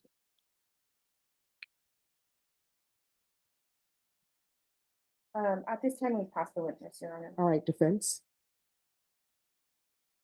Fair to say you love your brother? Yes, sir. No one's suggesting that you're not hoping for something positive to happen to your brother, right? Right. Pass the witness. No further questions. Is this witness excused? Yes, Your Honor. Excused from the state? Yes, Judge. All right, the rule has been invoked. You're not allowed to discuss your testimony with anyone during the pendency of the trial. All right, thank you. You may step down. Defense, call your next witness. May we approach, Your Honor? Yes.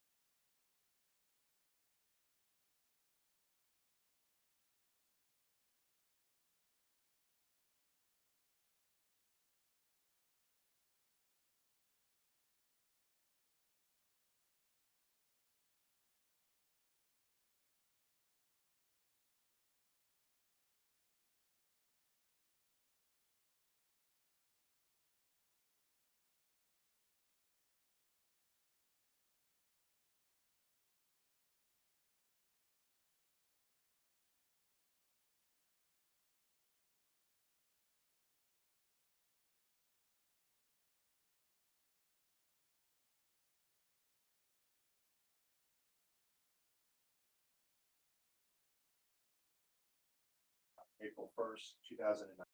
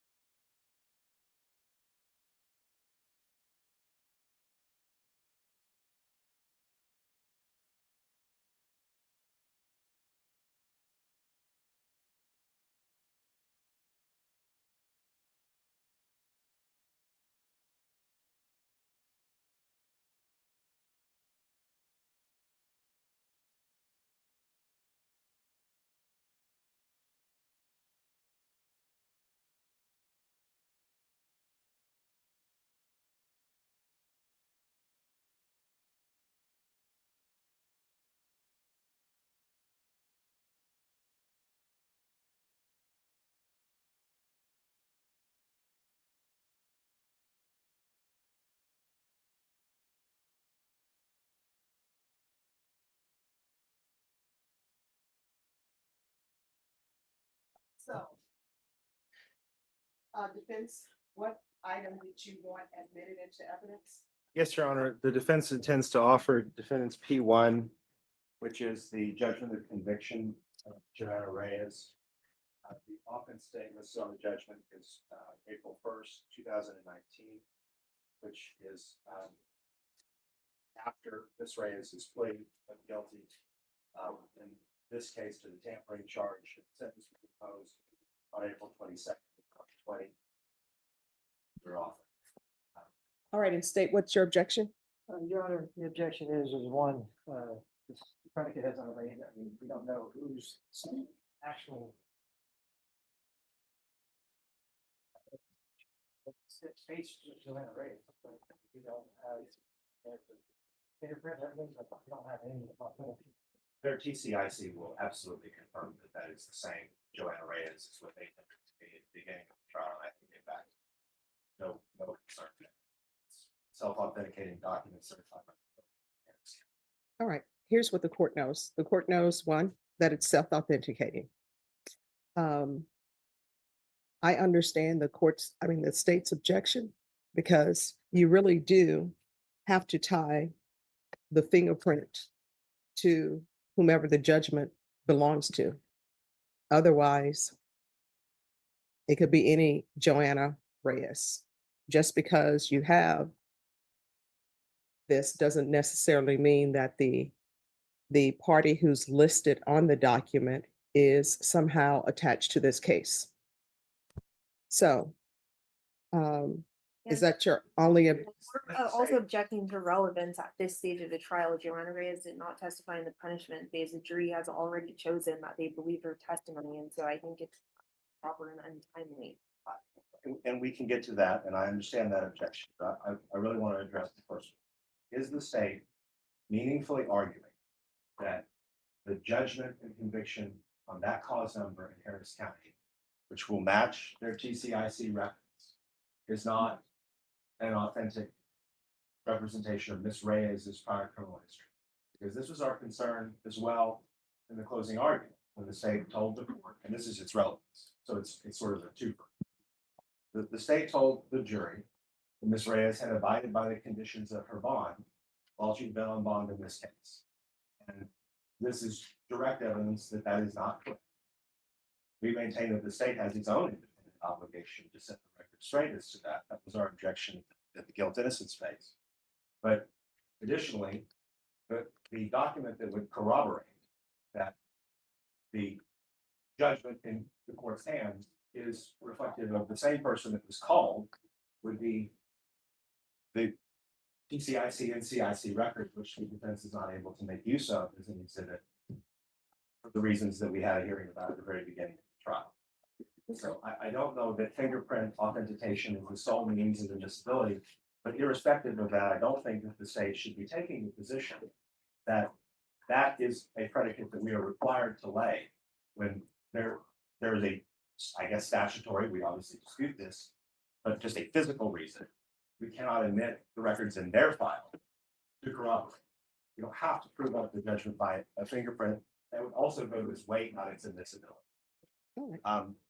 And as for relevance, again, Your Honor, Ms. Reyes's credibility is still an issue with the guilt innocence phase, because one of the questions in the case is whether or not there was sudden passion. And why this homicide occurred and the surrounding circumstances of it are relevant to punishment, and those are things. that Oh, Ms. I'm Reyes- sorry, Deputy Laura. Deputy Laura? Yeah, tell her now, because we have to go over the charge. All right, Gave testimony about. And that testimony will have to be discussed in the closing argument here. So. all right, for all those right. reasons, we think it's relevant. all right. The objection is sustained.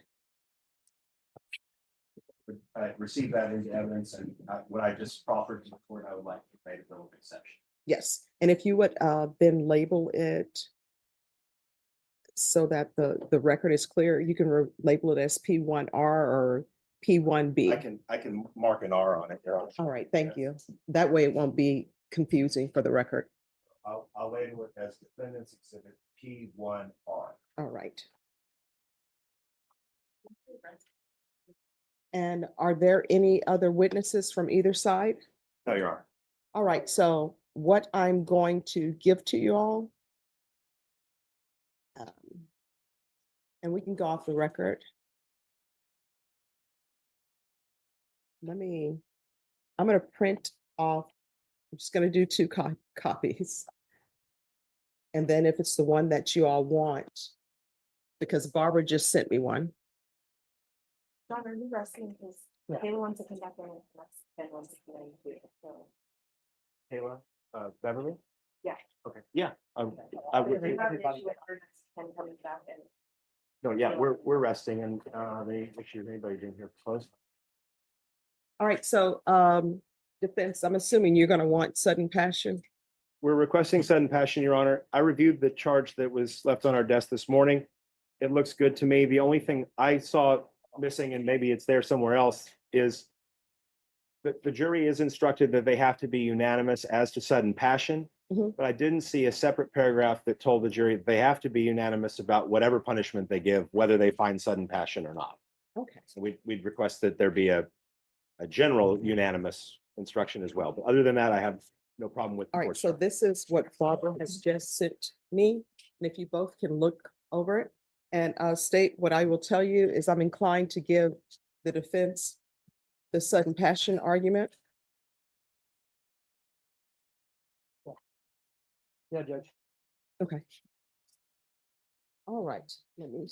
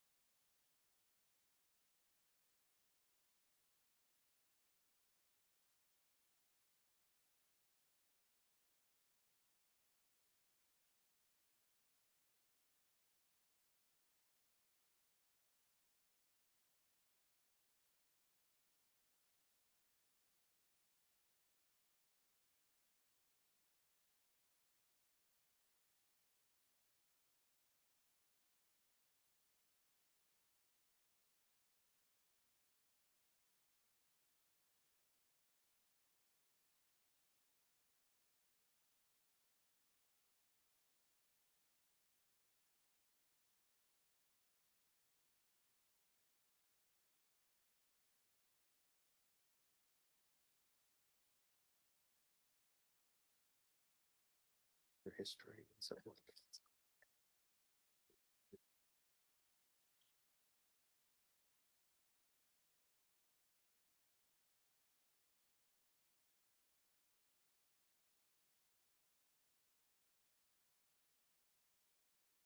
Oh, sir.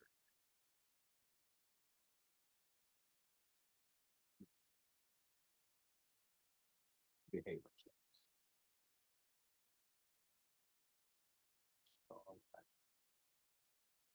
First, I think it was Jody Mitchell. Chorus is Jody Mitchell. Okay, Pave Paradise and.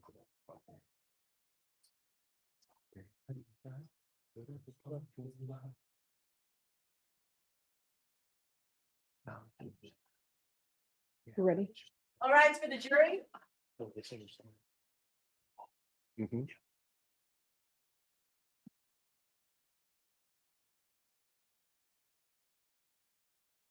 Go to the vending machine. Let me go out. She went to the vending machine. I don't know if she knows how to get back. Okay, all right, well, we'll bring the, So come on. okay, all right, everyone, please be seated. Yeah, there you go. That's like, see, like, it's not full food. That's right. That's right. Oh, my God, Steve.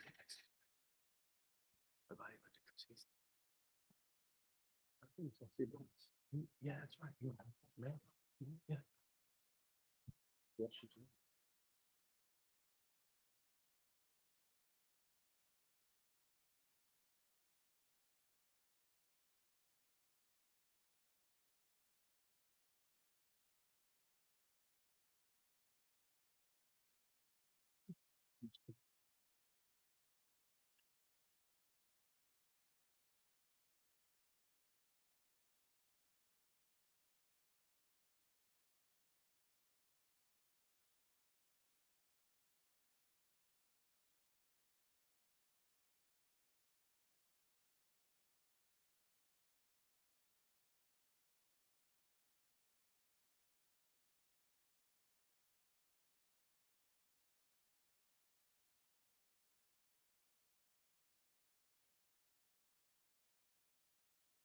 Everybody's here now. All All right, for the jury.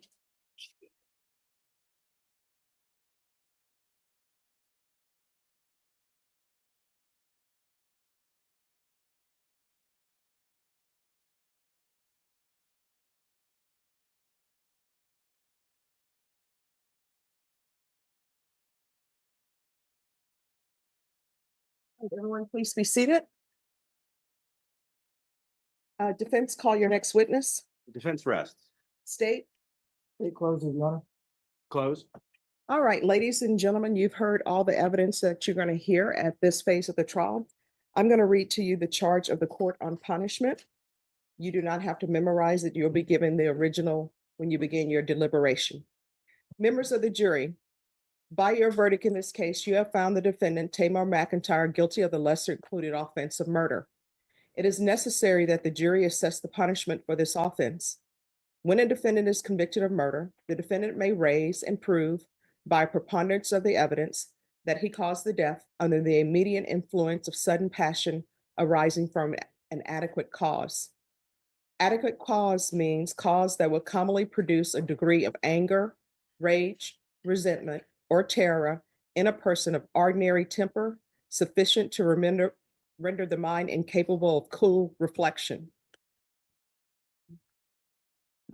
Sudden passion means passion directly caused by an arising out of provocation by the individual killed or another acting with the person killed, which passion arises at the time of the offense and is not solely the result of former provocation. The term preponderance of the evidence means the greater weight and degree of credible testimony or evidence introduced before you and admitted in evidence in this case. If you unanimously find that the defendant has proven by preponderance of the evidence that he caused the death of Mark Anthony Saldivar under the immediate influence of sudden passion arising from an adequate cause, the special issue is to be answered by you in the affirmative. If you unanimously find that the defendant has not proven by preponderance of the evidence that he caused the death of Mark Anthony Salvador under the immediate influence of sudden passion arising from an adequate cause, you will answer the special issue in the negative. Now, bearing in mind the foregoing instructions, if you all agree that the defendant proved by preponderance of the evidence that the defendant, having committed the offense of murder, caused the death of Mark Anthony Saldivar under the immediate influence of sudden passion arising from an adequate cause, you must make an affirmative finding as to the special issue, and the punishment you must assess is by confinement in the Texas Department of Criminal Justice Institutional Division for any term of not more than 20 years or less than 2 years. If you all agree that the defendant did not prove by preponderance of the evidence that the defendant, having committed the offense of murder, caused the death of Mark Anthony Salvador under the immediate influence of sudden passion arising from an adequate cause, you must make a negative finding as to the special issue, and the punishment you must assess is by confinement in the Texas Department of Criminal Justice Institutional Division for life, or for any term of not more than 99 years or less than 5 years. You are instructed that your finding on the issue of sudden passion must be unanimous. That is, you must unanimously agree that the defendant either did or did not act under the immediate influence of sudden passion arising from an adequate cause. In addition to imprisonment, an individual found guilty of the offense of murder may be punished by a fine not to exceed $10,000. And if you choose to assess a fine in addition to imprisonment, you will assess such fine and so state in your verdict. If you assess a fine, it is not paid to the victim or victims, if any, but it is paid into the registry of the court. If there is any evidence before you that the defendant may have committed an offense or act of misconduct other than the offense of which you have convicted him, you are instructed that you may use that evidence, if any, in assessing punishment in this case, but only if you find from the evidence beyond a reasonable doubt that the defendant committed such other offense or act of misconduct, if any. In the event you have a reasonable doubt as to whether any other such acts, if in the event you have a reasonable doubt as to whether any other such offense or act of misconduct was committed, or as to whether the defendant was involved in such other offense or act of misconduct, then you will wholly disregard the evidence, if any, which may relate to any such matter. When there is a possibility for a defendant to incur multiple punishments on separate offenses, whether those sentences run concurrently or consecutively, that is, at the same time or one after another, is a decision to be made by the court. You are instructed that the defendant may testify on his own behalf if he chooses to do so. But if he elects not to do so, that fact cannot be taken by you as a circumstance against him, nor prejudice him in any way. The defendant has elected not to testify in this punishment phase of trial, and you are instructed that you cannot and must not refer or allude to that fact throughout your deliberations or take it into consideration for any purpose whatsoever. Under the instructions herein given, it will not be proper for you in determining the penalty to be assessed to fix the same by lot, chance, any system of averages, or any other method than by a full, fair, and free exercise of the opinion of the individual jurors on the evidence admitted before you. The length of time for which a defendant is in prison may be reduced by the award of parole. Under the law eligible in this case, the defendant will not become eligible for parole until the actual time served equals 1/2 of the sentence imposed, or 30 years, whichever is less. If the defendant is sentenced to a term of less than 4 years, the defendant must serve at least 2 years before the defendant is eligible for parole. Eligibility for parole does not guarantee that parole will be granted.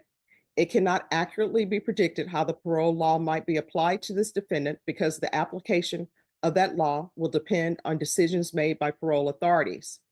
You may consider the existence of the parole law. You are not to consider the manner in which the parole law may be applied to this particular defendant.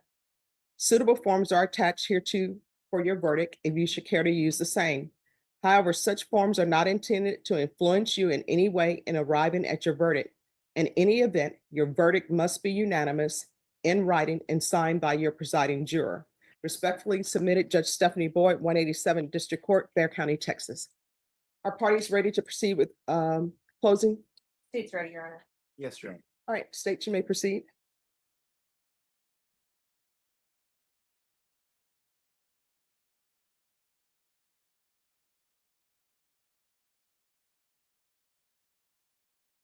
Not all murders are created equal. That's probably the only thing that me and Mr. Hunter can agree about throughout this whole trial. Ladies and gentlemen, Mr. Hunter is going to get up here in a couple of minutes and ask you to give the defendant 2 bodies for the price of 1. That is not justice.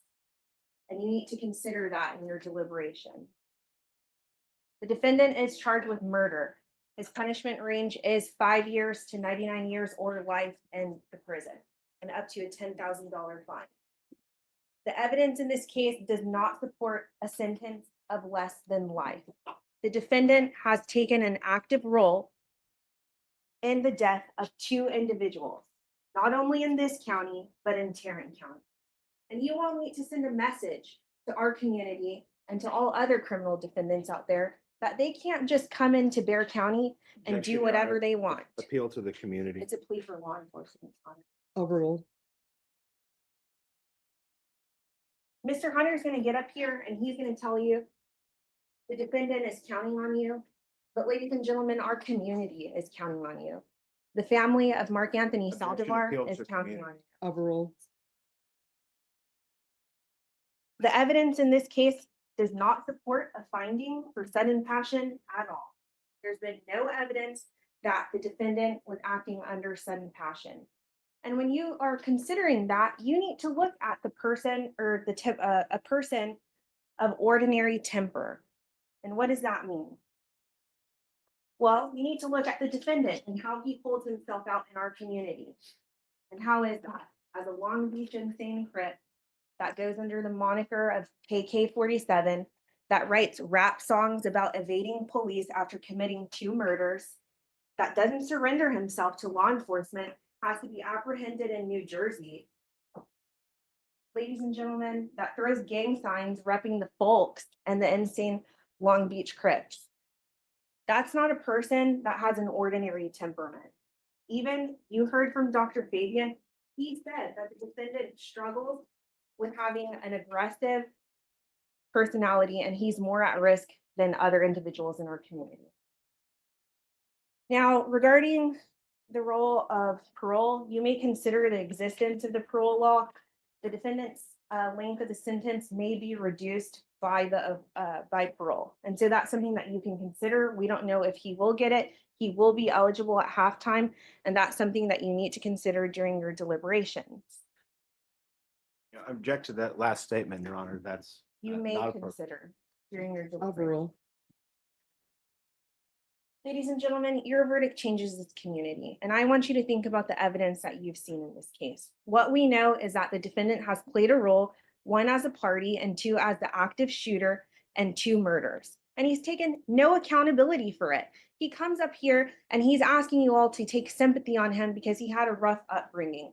And I do sympathize with that, but that's a slap in the face to every other child of abuse that chooses to be a law-abiding citizen in our community.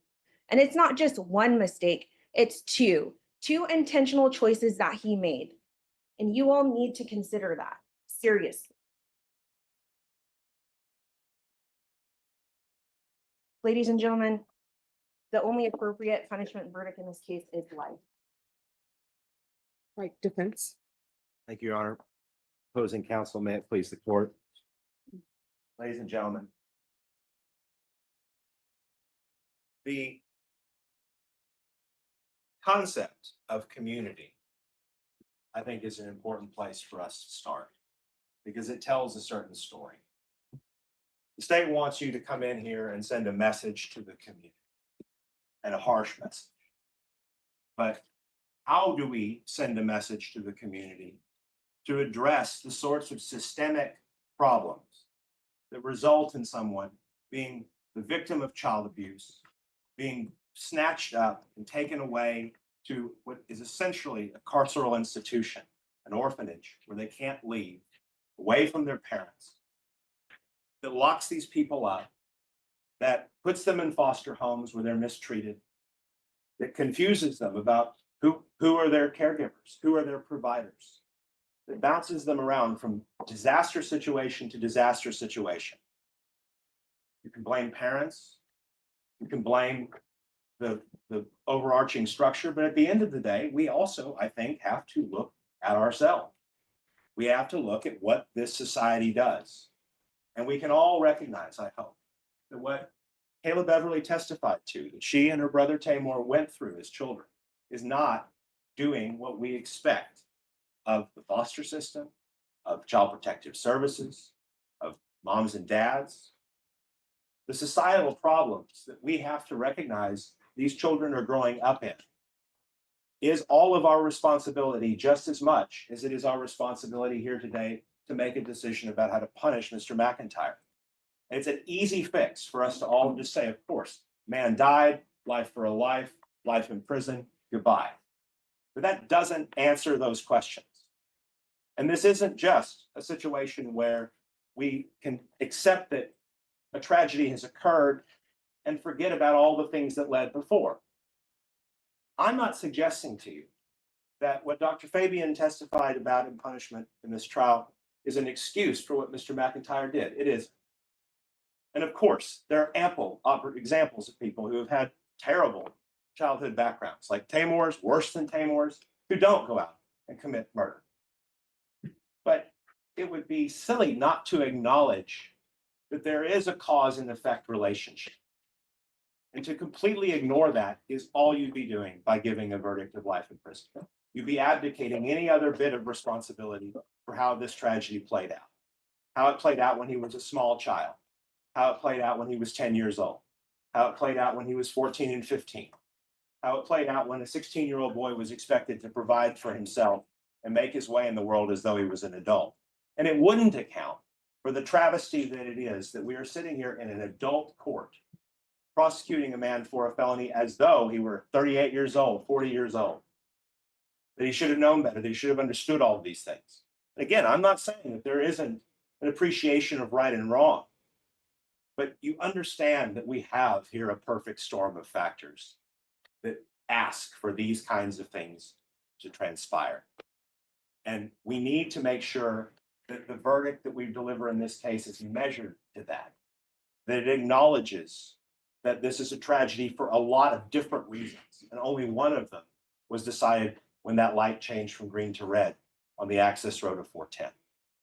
That's the timing we're talking about. A decision that was made in that little span of time, impacting the rest of Mr. McIntyre's life and ending Mark Saldivar's life. And that tragedy, as I said to you in opening statement, cannot be undone. But we can avoid turning one tragedy into two. I'm asking for your mercy. I'm asking for your measured consideration of the evidence. And I'm asking you to think about some of the things that we talked about in the guilt innocence phase of this trial as well, because those are still relevant factors.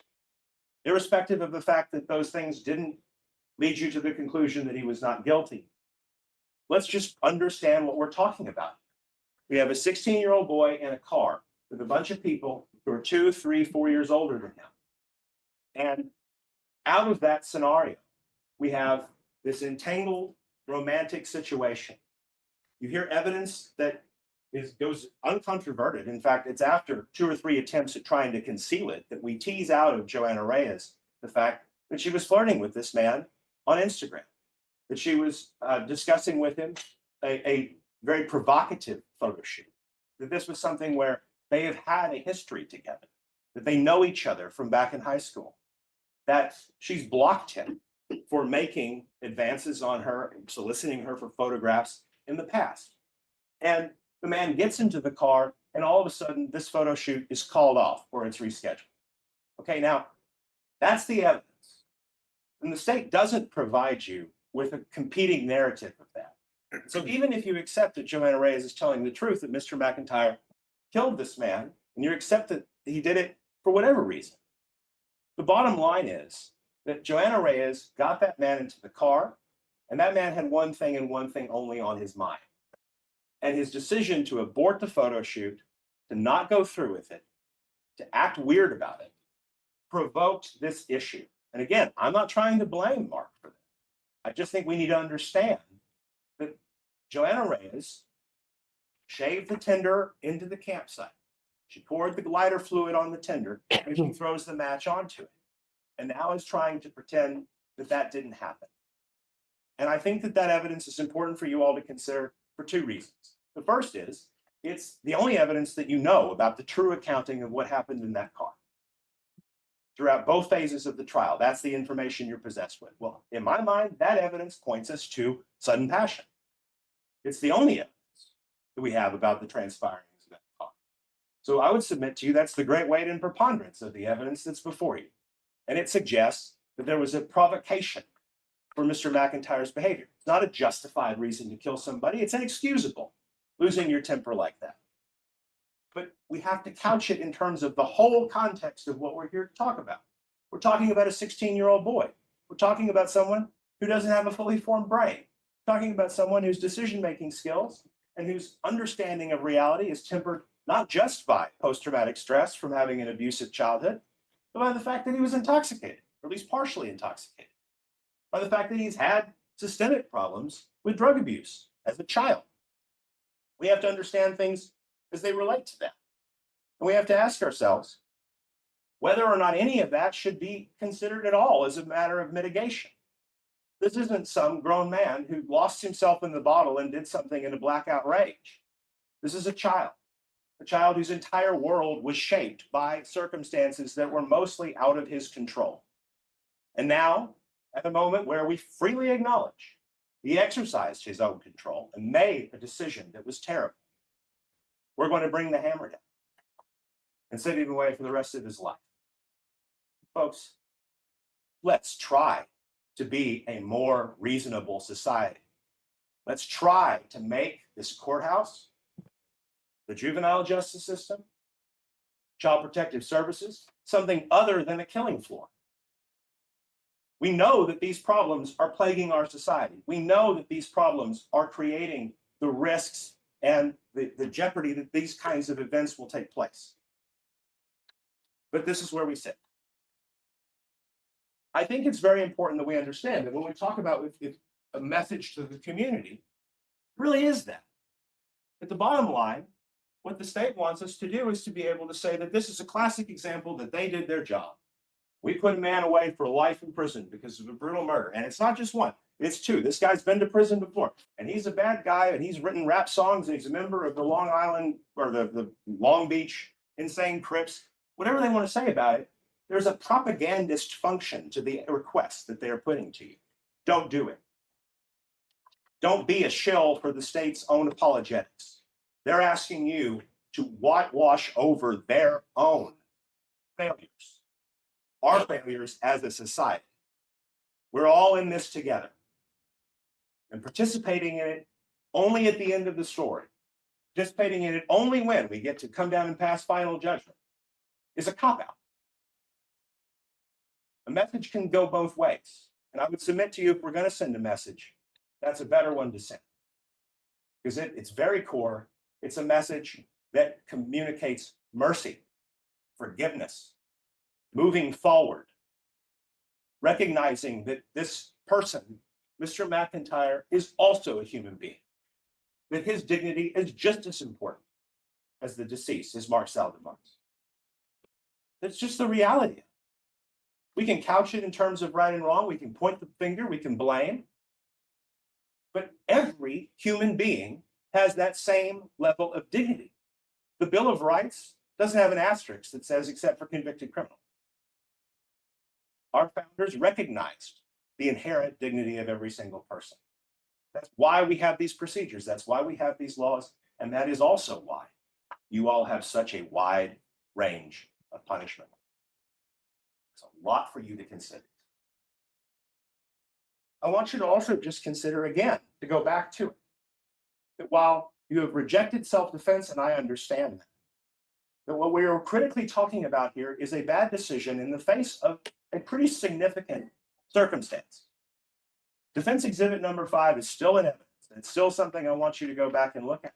And you're going to see that shattered windshield. And you're going to understand that this is what is being experienced by this boy in this moment. Are we right to say it's not good enough? That's not an acceptable reason to pull a gun on someone? Sure, I think that we can say that that's unacceptable.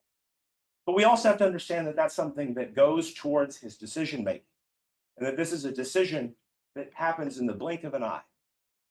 Milliseconds. Now we're here sitting here talking about years, many, many, many, many years. You've heard about Mr. McIntyre cutting his ankle monitor while on bond for murder. You've also heard some testimony that Mr. McIntyre is not the trigger man in that case. Mr. McIntyre didn't act alone. Mr. McIntyre was in the company of older people who were bad company, who were creating problems for him. There seems to be a theme here, falling in with the wrong crowd, falling in with older people, and trying to take their direction.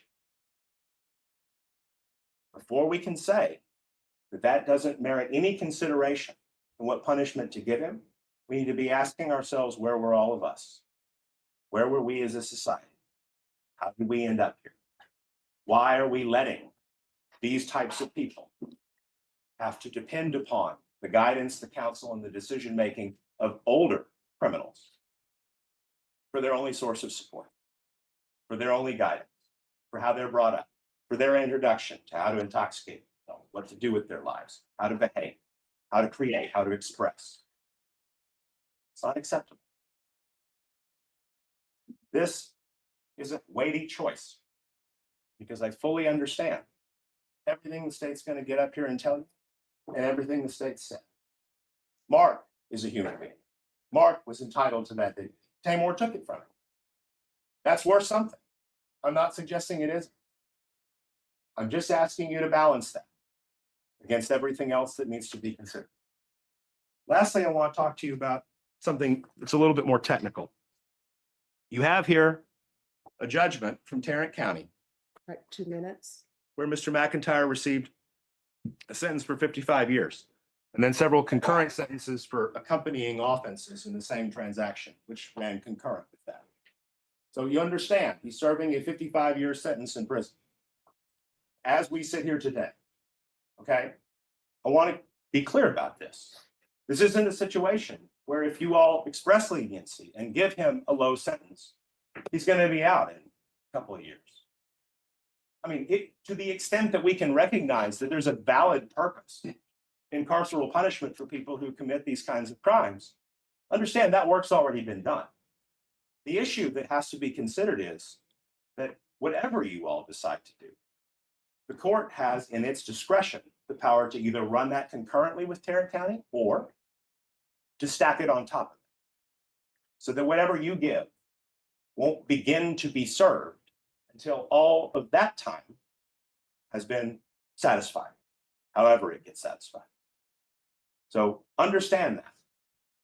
There's a lot of temptation in these sorts of things. It's almost like when you're negotiating for the purchase of a house and you're talking about 20,000 here and 40,000 here, and these are big numbers and they're being casually thrown around.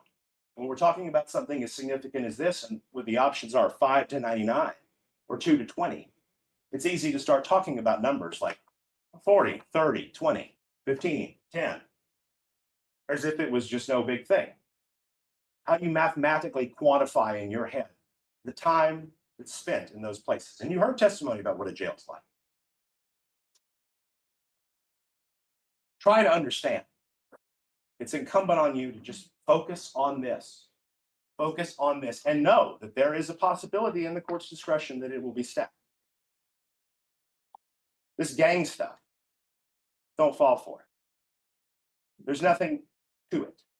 It's just trying to smear him in your eyes.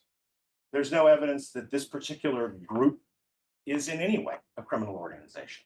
Just a thing on paper. And it betrays a very important fact about jail, about prison, about any kind of lockup like that, which is that it is survival of the fittest. It's a brutal place. There are no good people there to provide counsel. There is no way to get better. You have to live. You have to survive. And so, as a natural consequence of that, sometimes people join up with other groups of people. A lot of it's on racial lines. You heard that. That isn't a reason to think that Mr. McIntyre is any worse of a criminal, that he's a criminal at all, other than the things he's been convicted of. It's just a fact of life about these situations. But it gives you a glimpse into what you're sending him to. This isn't a resort. This isn't a country club. Prison is hard and it is cruel. And there are plenty of people in this world who say, well, that's how it should be. That's how it should be. But I'm sorry. The 8th Amendment of the United States Constitution demands more. It expects that people don't get raped in prison. It expects that people don't have to trade in contraband in order to not be hurt, beaten up. It expects that people won't be shivved in the shower. But we know that those things happen. That's what we're sending. So appreciate that as well.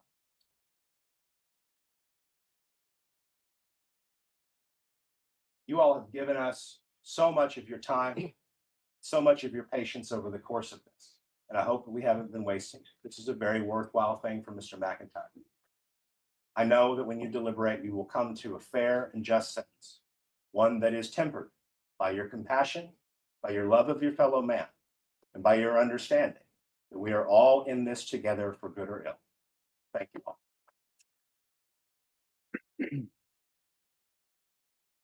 State, Thank you, Your Honor. No, sorry.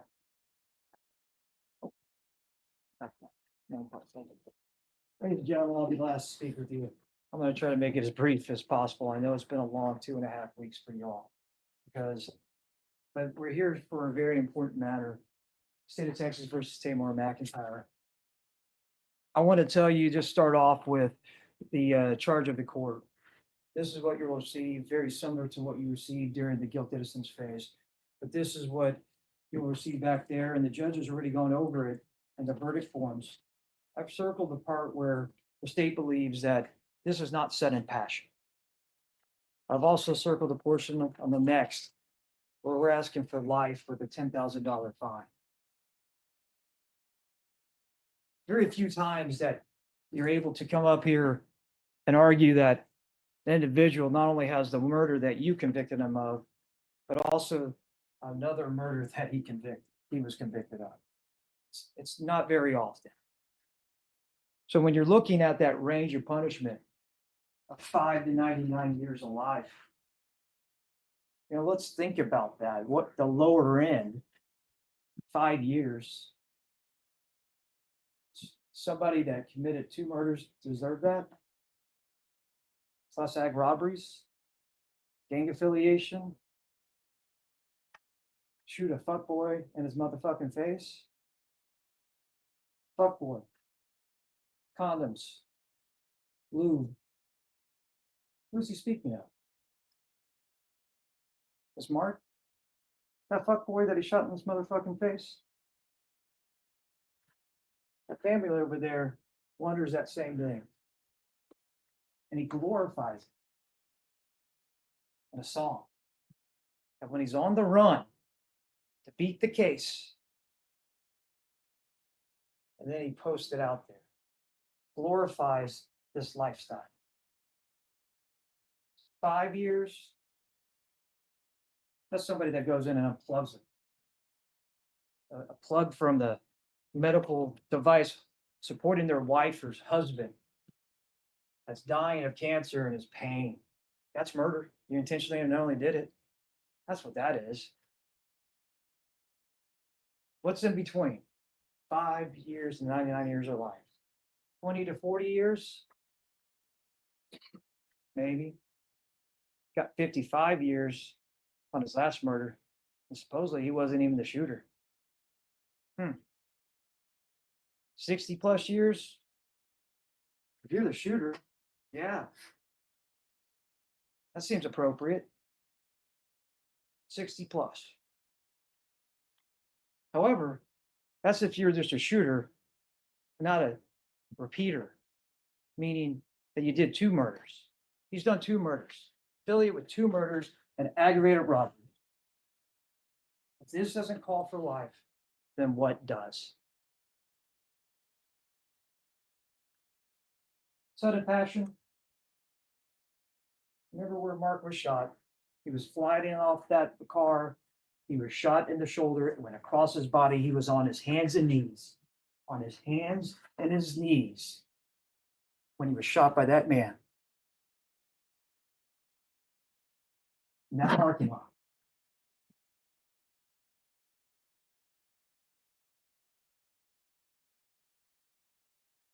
Mark had to jump on that hood to get back his stuff. And I understand you couldn't agree on robbery, but there's no doubt that Mark's things were in that car. No doubt. His wallet ended up to that Mexican food restaurant, thrown about by these individuals, by Mr. Taymor McIntyre, Tay K 47. Person of ordinary temper, Tay K 47. Ordinary temper, anger, rage, resentment, or terror. An example of that is walking in on your spouse and they're with somebody else in your bed. You grab the gun and you shoot them. Sudden passion. You feel that. That's what sudden passion is. This is not sudden passion. Taymor's timeline of death here. July 26, 2016, home invasion, murder. He's on bond for murder then. He's given a chance to show that he can get on bond, be out in our community with an ankle monitor and abide by the rules. But what does he choose to do? Cut it off and let's go down to San Antonio, Texas and murder somebody. Let's go on. He doesn't get caught here in San Antonio. He runs off to New Jersey to hide away, to release his song, The Race, because he had to beat it. He had to beat this case. That's what he chose to do. He was caught there and dragged back to Tarrant County and convicted of murder and 3 different ag robberies and received 55 years for the murder, 30 years for one of the ag robberies, and pled to 2 ag robberies and got 13 years on those. To run all concurrent. They're not stacked on top of each other. They're all run concurrent. They're all running at the same time. And now you convicted him of murder for the 2nd time. 3 ag robberies. He's affiliated with the Crip Street Gang and continuing behavior of a gangster rapper style. That's what it is. You heard the lyrics. Who really treated somebody like trash? Look at that picture. Left in a parking lot with an orange and tangerine or bottle of water and marijuana and shell casing and the grime on his hands and the grime on his pants, the dirt. Who really treated somebody like trash that day? Who didn't treat somebody like a human being? This is human. This is humane. This is what we're doing. This is humane. We're not asking for you to go out there and shoot Taymor McIntyre. We're asking you to hold him accountable. 2 murders, 3 ag robs, 5 first-degree felonies. 5. Punishment phase is to deter this kind of action from happening again. It is for punishment. He took somebody's life. He took Mark Salvador's life. We're not asking for an eye for an eye. Again, we're asking you to deter this type of behavior from other individuals wanting to be that type of individual. Big man with the gun. Walking around with a gun. If you want to talk about somebody, about the sexual innuendos that Joanne was having flirting, and then you want to talk about Taymor knowing about that's his girlfriend, and he goes into a rage because he was going to rape her because he brought the condoms and he supposedly brought lube. Well, we don't know. Why did Taymor want to set this up then? Why did he want to meet the guy that wanted to have sex with her before and she blocked him? Why? Never understood that. Why would Taymor want to meet this guy? Ask yourself that. Remember this, Taymor will one day speak, well, he'll speak to his loved ones. Your Honor, I object. This is an insinuation about parole in some kind of way. It's improper. All right, that'll be overruled. We'll also walk among us one day. He will have his freedom. He will have his life. Maybe he's going to a bad place like defense counsel said, which that's what prison is. He has all those options ahead of him. He can choose to make himself better there. He can choose. 2 minutes. Thank you. He can choose. Mark will not be able to choose any of that. He will not be able to choose to go to college. He will not be able to choose to get a degree. He will not be able to choose to use photography as a career. He will never, ever see his family ever again. They will never see him.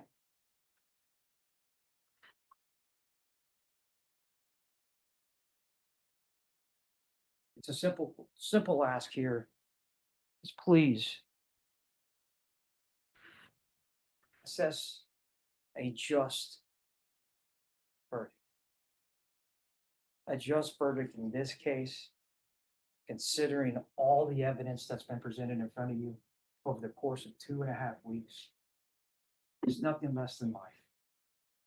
Nothing less than that. Thank you very much, ladies and gentlemen. All right, ladies and gentlemen, you've heard all of the testimony that you're going to hear in this case. Deputy Laura will take you back to the jury room, and of course, the alternates will be placed in a separate room. All right, everyone, please rise for the jurors.